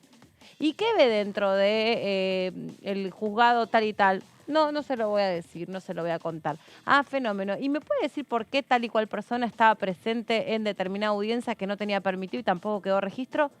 No, me amparo en el artículo no sé cuánto. Entonces todo eso, quieran o no, como fue transmitido en vivo, en tiempo real, y nosotros, nosotros los periodistas, los medios de comunicación, todos, tenían todo servido para hacer de esto investigaciones periodísticas, darle eco, amplificar todo el trabajo que hicieron los diputados y las diputadas. Bueno, cada uno sacará sus conclusiones sobre por qué estos temas no tomaron mayor relevancia en la escena pública, pero la verdad es que yo no vi mucha repercusión del trabajo de la Comisión de Juicio Político en los medios de comunicación. Y quieras o no, esto afecta directamente a nuestra vida cotidiana, porque así funciona la justicia.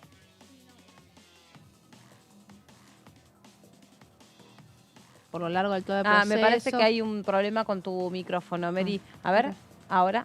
No, que está diciendo que se fue desinflando, que tuvo una gran repercusión en el comienzo. Me parece que cuando se empezaron a destacar las irregularidades de la obra social del Poder Judicial, también tuvo su pico por el nivel de obscenidad de algunas de estas malversaciones directamente que hubo. Y después, bueno, pasó la campaña, pasó la situación económica. Y hay que ver, en principio también fue empujado solamente por el Frente de Todos. Tal vez sí otros sectores y otros bloques políticos que también tenían sus propias denuncias contra la Corte Suprema de Justicia hubiesen acompañado, hubiera tenido otro cariz. Pero la realidad es que la imagen que hubo fue de el Ejecutivo embistiendo contra el Poder Judicial, de alguna forma, porque estuvo solo ahí el Frente de Todos. A mí me da curiosidad saber qué va a pasar con la coalición cívica cuando se trate la causal de abuso de poder, que estábamos repasando, que va a ser mañana, que hace hincapié en, la intervención de Carlos Rosenkrantz en fallos que involucraban a empresas donde él antes representaba, pero también incluye las denuncias que hizo la coalición cívica contra Ricardo Lorenzetti. que habían formado parte un poco al principio de todo el debate, pero que ahora insistir en sus acusaciones, que la mantienen, porque la sostienen en cada una de las reuniones de comisión y sigan participando, es de alguna manera validar todo el proceso, y me da la impresión que a esta altura del partido no va a suceder eso, no van a validarlo presentando sus propios testigos y elevando las acusaciones en la próxima reunión, pero bueno, veremos. Sí, hay que ver. Yo creo que el objetivo por parte de quienes integran esa comisión está sobradamente cumplido, porque ya sabían que probablemente eso no se traduzca en una acción concreta que tome la Cámara de Diputados si es que los encuentra culpables de, insistimos, dentro del marco de un juicio político, de haberse mal desempeñado como funcionarios públicos, pero sí ha quedado ventilado y ha quedado también demostrado con qué impunidad algunos de ellos sobre algunas situaciones no han estado apegados a la norma, sino apegados a acuerdos políticos. O sea, la sensación claramente, sobre todo en algunos fallos más que en otros, en algunos expedientes más que en otros, esto quedó sobradamente demostrado. Le damos la bienvenida a Lu Pecker, que está con nosotros. Hola, Lu, ¿cómo estás? Hola, bienvenida. ¿Cómo estás? ¿Cómo están todos? Bueno, hoy vamos a hablar de un acto que se hizo en el Congreso de la Nación para repudiar una absolución en un caso de abuso sexual que es uno de los más emblemáticos de la Argentina, tal vez menos difundido en los medios de comunicación de lo que amerita, y es una absolución escandalosa. Se hizo un repudio en el Congreso de la Nación, organizado por la Comisión de la Mujer, ¿no? Llevada adelante por Mónica Macha, en el caso de Andrea Vázquez y de Tomás Vázquez. Acá vemos una foto donde está Mónica Macha justo con Dora Barrancos, ¿no? La activista, la historiadora feminista, la mujer que más alto ha llegado en un cargo en el CONICET, la gran historiadora argentina, junto con otras madres protectoras, con Andrea Vázquez y con Tomás Vázquez. Bueno, el ejemplo de Tomás es conmovedor absolutamente. Tomás tenía 10 años y ahí lo vemos cuando fue secuestrado de la casa de su mamá, que denuncia violencia doméstica en Lomas de Zamora, y secuestran a sus 3 hijos. Hoy 2 de sus hijos denunciaron abuso sexual. Se llevó un proceso completamente irregular, donde el fiscal, en vez de querer apoyar a quienes denunciaban y, digamos, intentar mostrar con pruebas lo que había hecho el denunciado, al contrario, ¿no? Defendía al denunciado. El denunciado es Pablo Ghisoni, que le llegó a decir al tribunal: bueno, ustedes son varones como yo y pueden saber lo que es tener una denuncia falsa, ¿no? En una búsqueda de complicidad con otros varones por ser varones.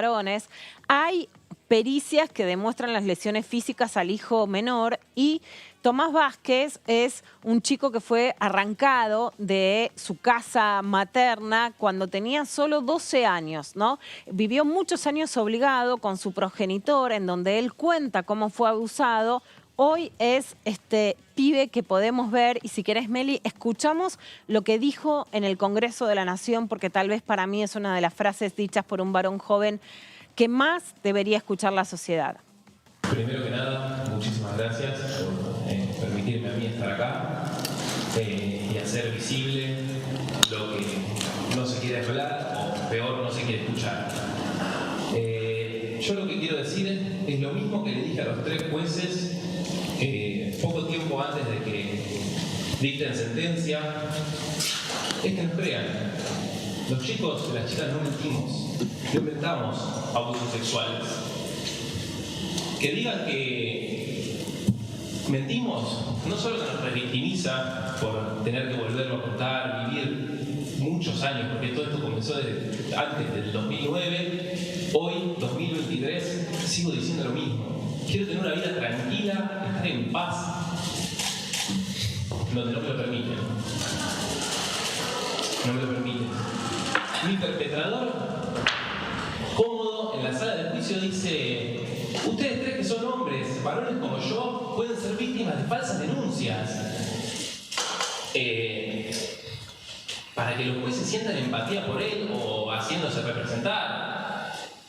Y es así, la verdad que este encubrimiento de machos en una justicia misógina y patriarcal, los niños y las mujeres mienten. A las mujeres les llena la cabeza a nosotros, amigos. O sea que estos 3 jueces consideran que a lo que me hacía mi progenitor, que lo voy a relatar de la misma forma que se dio en el juicio, me obligaba a bañarme con él hasta mis 13, 14 años.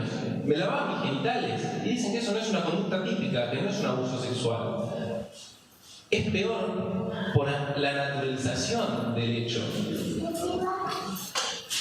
Lo que vengo a pedir básicamente es que no funden más las sentencias en este inexistente síndrome de alienación parental. Que digan que mi mamá nos llena, o las madres nos llenan las cabezas. Eso no existe. No existe, no somos un objeto del cual se nos pueda llenar la cabeza, que se nos pueda trasladar de un lugar al otro.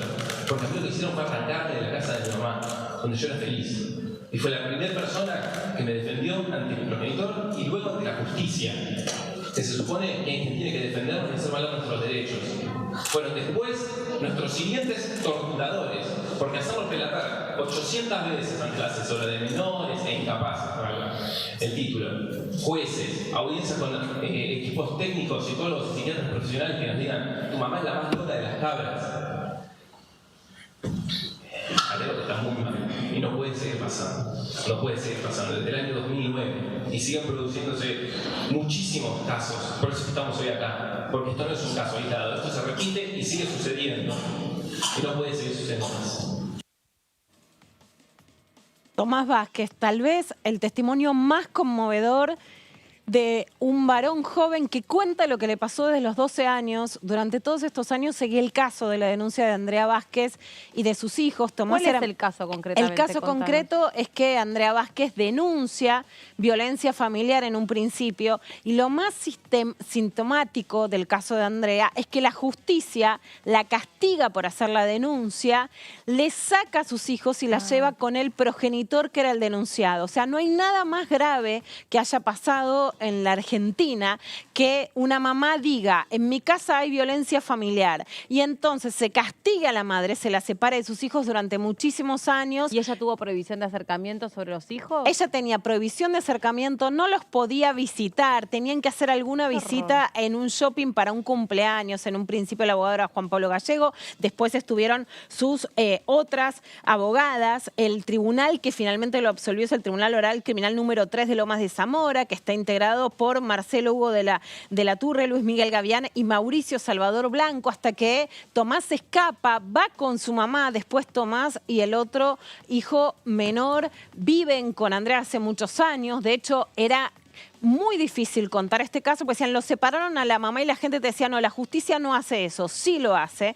La primera vez que pude ver a Tomás fue el 19 de octubre del 2016, en la primera marcha, que fue también una huelga feminista, y lo que recuerdo siempre, lo he contado en mis libros, es que Tomás veía a los varones desde las vidrieras que estaban haciendo gimnasia, ¿no? Que corrían o que caminaban en una cinta, y decía: ¿por qué no bajan? Hoy esos varones han dejado solos a pibes como Tomás, que ya lo vemos, ¿no? Es casi un hombre. Miren cómo ha hablado en el Salón Blanco del Congreso de la Nación para contar que no le creían el abuso que tuvo que volver a repetir en este Congreso de la Nación, que no solo no es sentenciado, no quien es acusado, alguien que por supuesto también intimidaba a periodistas durante una causa que viene desde 2009 y que genera además una cantidad de absoluciones en abusos sexuales que no son casuales, no se dan por una hilación, digamos, no son casualidades, sino que hay un nuevo viento en la justicia que está queriendo limitar las denuncias por abuso sexual y por supuesto también los relatos de las víctimas y de los periodistas. Y cuando hablamos los relatos,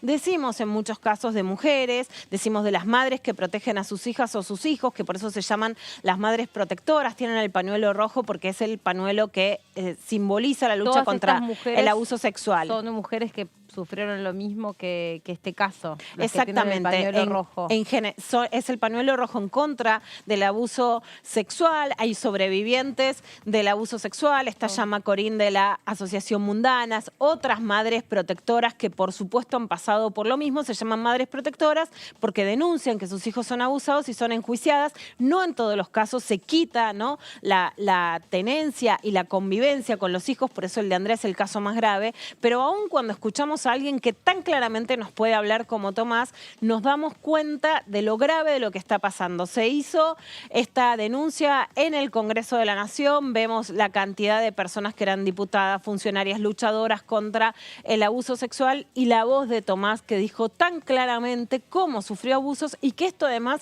perjudica también a los varones jóvenes y a los niños. La voz de Tomás y la angustia de esa mamá. la angustia de esa mamá que a pesar de los años transcurridos sigue estando absolutamente partida al medio por esa historia de horror que le tocó vivir a ella y por lo tanto a sus hijos, y si te pasa a tus hijos, te pasa a vos. Y es estremecedor, porque mientras él hablaba, ¿no?, con una madurez admirable y muy conmovedora, ella estaba partida al medio del dolor. Está partida al medio del dolor, está con una sentencia absolutoria, con su otro hijo que es menor, entonces una no puede exponer y que le dijo, mamá, nuestra salida es irnos del país, y no tiene que ver solo con una crisis económica que por supuesto empuja a muchos jóvenes a irse, sino porque acá no encuentran justicia y, como decía Tomás Paz, veo entre las víctimas, no voy a dar nombres, a otras niñas que conocí de chicas, ¿no?, que conté sus casos, que me decían, me puedo matar si me vuelven a llevar con el violador. Porque muchas veces decimos, ¿hay algo peor que una mujer violada? Sí, una niña o un niño violado por su progenitor que la justicia no le cree y es capaz de someterlo a que las violaciones continúan. Y es lo que pasó con Tomás, es lo que pasó con otras niñas que veo en este panel, que he contado sus notas en medio de una situación, Meli, muy grave, porque hay abogados, defensores de abusadores sexuales que hoy están en las listas electorales, ¿no?, como Francisco Oneto de La Libertad Avanza, candidato a vicegobernador de la provincia de Buenos Aires, que dijo sobre el caso Fabro, que está sentenciado por abusos sexuales, lo defendía, publicó la muestra del himen de la niña que era la ahijada de este jugador de fútbol paraguayo, que la niña mentía, ¿no?, y que además tienen relación con asociaciones que dicen que hay denuncias falsas, sistemáticas y masivas. Si existe alguna, puede ser en algún caso que se tiene que demostrar. Una de las cosas que dice Juan Pablo Gallegos, que bueno, se tiene que ver caso por caso, ¿no?, porque puede haber alguna excepción, pero masivamente no existen las denuncias falsas y sí existe la violación sistemática y continuada cuando la justicia no les cree. Bueno, a mujeres y a niños. Recién, Luciana, estábamos hablando justamente de la justicia y el tema de la Corte Suprema, digamos. Cómo de alguna forma este enjuiciamiento que se lleva aquí adelante en la Cámara de Diputados afecta la vida y la cotidiana de cada uno de nosotros. Creo que esto es más bajado a la realidad, y el hecho de que sea justamente tan opaco y poco claro cómo opera la justicia, no hay nada. Las consecuencias que tiene. Y las consecuencias, claro, que nos traen la vida cotidiana a todos los argentinos. Está bien lo que vos decís, porque hablando de todo esto, cuando fue la Comisión de Juicio Político, cuando se cuestionó el fallo 2x1, y ahí les pareció un horror que estuvieran presentes los testimonios directos del represor Muiña y ellos explicaran con un desgarrador testimonio qué impacto les había provocado a ellos, que los hubieran beneficiado a Muiña y probablemente a partir de eso a otros represores. Ellos decían, a mí me violó, a mí me torturó, a mí me hizo esto, asesinó a mi marido o torturó a mi hermano o lo que sea, o una propia diputada también contando este relato. Esto es lo mismo. Esto tiene, o sea, el mal desempeño de la justicia y el no desempeño y los acuerdos patriarcales y machistas tienen una incidencia directa en la vida de las personas. Tienen una incidencia directa y además hay cosas que las periodistas, digamos, sabemos o nos damos cuenta por la sensación térmica, ¿no? En los últimos meses hay uno tras otro casos de absolución a abusadores que tienen que ver con un clima de época que entonces hace que las periodistas no podamos hablar, nos puedan denunciar, nos puedan amenazar, las víctimas nos tampoco puedan judicializar, como pasó en el caso de Lucas, que habló, y que los abogados de Jay Mamón denunciaron a las periodistas o los periodistas incluso del mundo del espectáculo, ¿no? Los apretaron directamente para que no se siga hablando. Bueno, ¿qué pasa con otras periodistas? En el caso de La Rioja, de Arcoiris, que también a una periodista riojana fueron, le allanaron su departamento y le sacaron su computadora. O sea, hoy las víctimas pueden hablar y pueden ser enjuiciadas. Las periodistas podemos escribir y podemos ser enjuiciadas, censuradas, allanadas, etc. Hoy le podés decir a alguien que denuncie. La justicia hoy no está respondiendo. Tiene paz un chico que acaba de contar, y ustedes lo escucharon, que hoy ya es mayor y por eso lo puede contar. Un abuso sexual no tiene paz. No. Hay hoy respaldo judicial para que las víctimas hablen. No. ¿Hay hoy un respaldo público, político en el escenario en el que estamos? Pareciera que se está respaldando justamente a quienes defienden a los abusadores y no a quienes defienden a las víctimas de abuso. Una frase que me importa: hay muchos discursos falsos en donde no se defiende la mano dura, sino la mano larga. Se defiende más a los abusadores que a las víctimas de abuso. Con discursos de mano dura, en realidad se está defendiendo a quienes tienen la mano larga, muchas veces contra sus propios hijos e hijas. Sí, de hecho, recordar digamos, citando al doctor Juan Pablo Gallego, recordar que fue quien finalmente lleva adelante toda la investigación con las víctimas del padre Julio César Grassi, abrazándolos, escuchándolos, representándolos, porque además eran niños pobres, desposeídos, sin ningún tipo de representación y de posibilidad de ser escuchados. Todo el recorrido que se hizo, qué valor cobra a la luz de este testimonio la ley Lucio también, ¿no? A donde todas las personas que tienen algún tipo de trato con la infancia, con la minoridad, estén atentos y se comprometan ya no más a hacer, no, ¿para qué me voy a meter? Porque después voy a terminar teniendo un problema yo. O sea, los protocolos son muy claros para actuar en este tipo de casos. No sé si por ahí este chico estaba escolarizado, yo supongo que sí. Bueno, estaba escolarizado en una escuela privada. Por supuesto que acá hay un sumum, ¿no?, de complicidades. Exacto. Cuando los abusadores además tienen poder, también cómo lo ejercen. Por supuesto que las trabajadoras sociales, por ejemplo, llegaban a decir, no, la mamá usa tacos, entonces tiene un vicio de querer ser superior. Miren si le sacaran los hijos a todas las mujeres porque usan tacos o porque no los usan, ¿no es cierto? Eso decían algunas trabajadoras sociales. Hay un cúmulo, por eso, de maltrato judicial que termina en la impunidad, de revictimización, como contaba en este caso muy brutalmente Tomás. Por supuesto que la Corte Suprema, cuando decían tiene una responsabilidad, contábamos este año a través del caso de Lucas y de la denuncia Jay Mamón, que hay más de 15 causas judiciales que piden que la Corte se pronuncie sobre la imprescriptibilidad de las denuncias de abuso sexual. La Corte no lo está haciendo, es un momento álgido, como ustedes decían, en lo legislativo, en lo judicial, pero digamos, a una víctima de abuso no le importa la interna de la Corte o la interna de lo que pasa en el Congreso o quién va a ser elegido. Necesitan que se declare que las denuncias de abuso sexual son imprescriptibles. ¿Y hay alguna interna en ese sentido que vos conozcas entre los jueces de la Corte como para apoyar un fallo de esas características y que efectivamente se designa como un delito de lesa, digamos, podríamos equipararlo? Bueno, a ver, por un lado, lo que sí pasa es que en el momento álgido del país no quieren pronunciarse sobre este tema. Las víctimas de abuso sexual no pueden esperar a que los vientos políticos, jurídicos, legislativos sean los que los jueces quieren que sea, ¿no? Por supuesto que sí veo que en una composición en la que ya no hay mujeres, como fueron Carmen Argibay y Elena Jaitón de Nolasco, esto se vuelve además más proclive a que sean temas sacados de la agenda.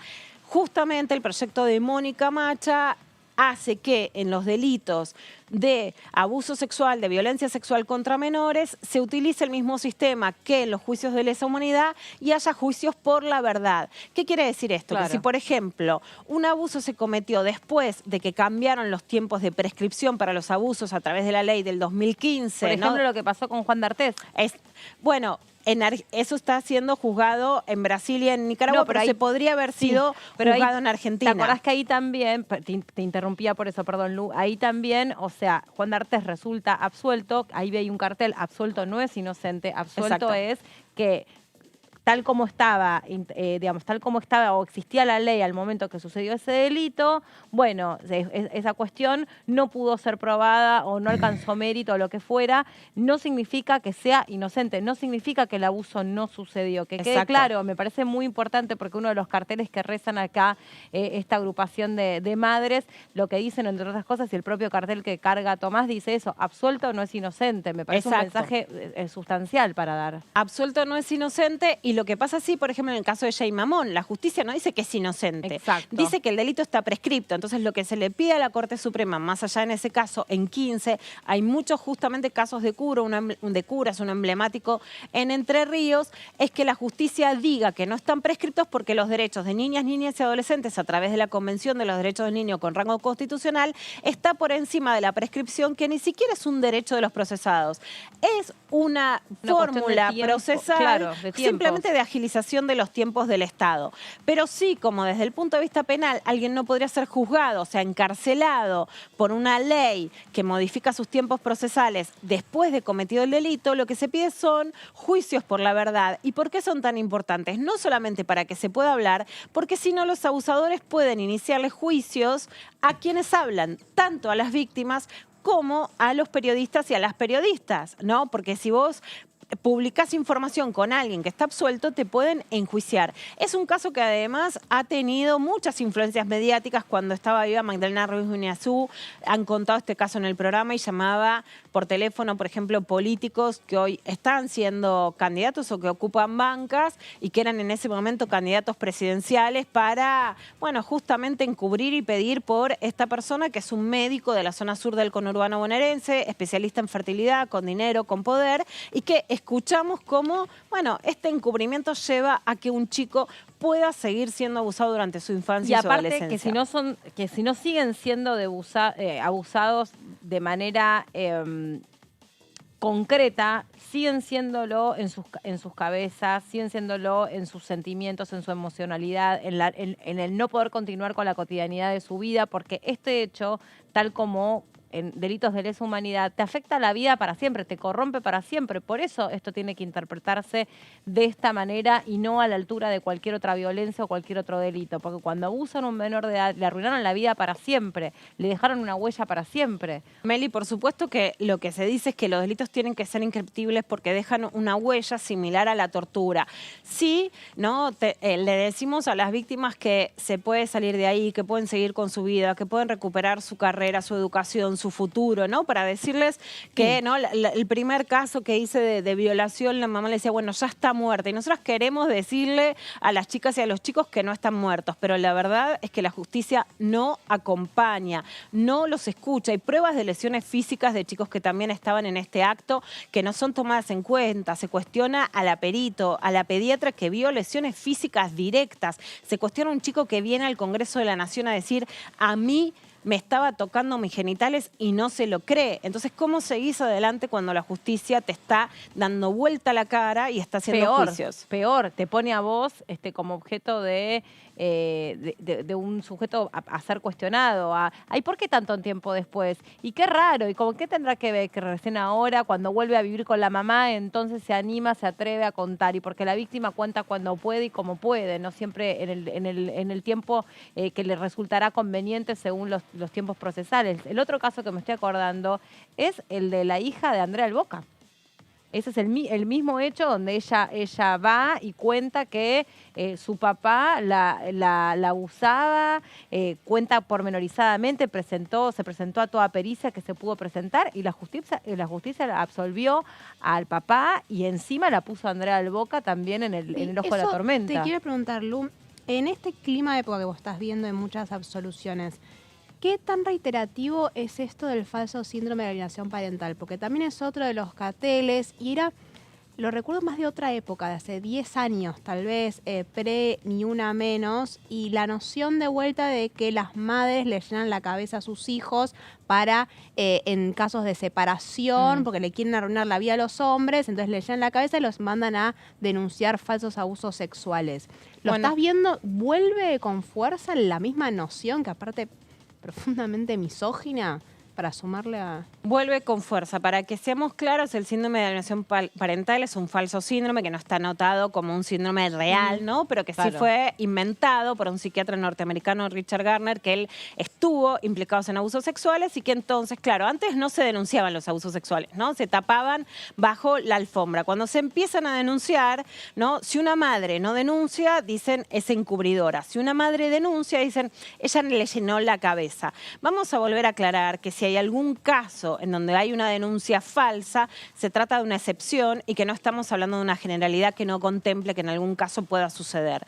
Pero como fenómeno masivo, no existen las denuncias falsas de forma masiva, porque un chico o una chica tiene que pasar por un largo proceso judicial, por pericias físicas, psicológicas, etcétera, que significan una revictimización muy grande, y porque además hay peritas que a través de los dibujos, que a través de las pericias físicas tienen que convalidar, ¿no?, la palabra de los niños y niñas. Pero cuando los chicos y las chicas empezaron a hablar, dijeron, no, esta es la mamá que para vengarse del padre que se separó, le dice al hijo que fue abusada o abusado. Y te cuentan los especialistas, Juan Pablo Gallego es uno de ellos, que hay un protocolo que es muy claro, que es un protocolo que es de la UNESCO, que te dice claramente y que se puede determinar con mucha facilidad si un testimonio está armado o no.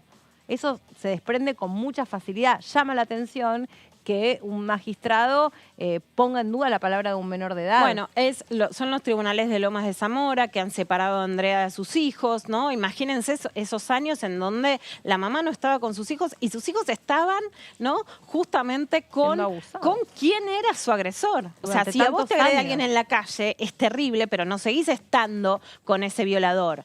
En cambio, un hijo que es abusado por el progenitor menor de edad, ¿no? Es estar directamente en riesgo constante.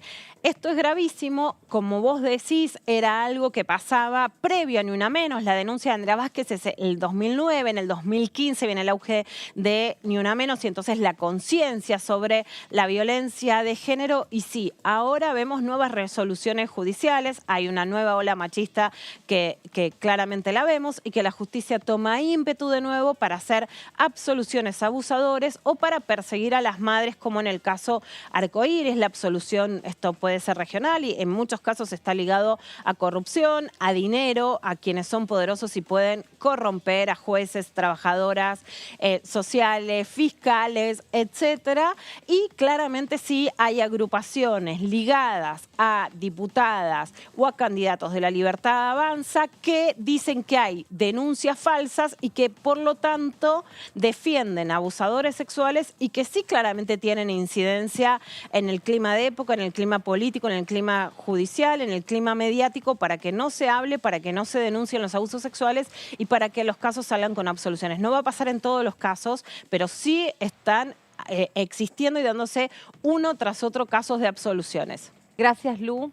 Muy interesante y muy duro también lo que trajiste hoy. Gracias, chicos, Mary, Fabi. Gracias a ustedes por haber estado hoy del otro lado. Nos despedimos. Mañana nos reencontramos, por supuesto, en la pantalla de DTV, pero se quedan porque ya llega el análisis. Chau.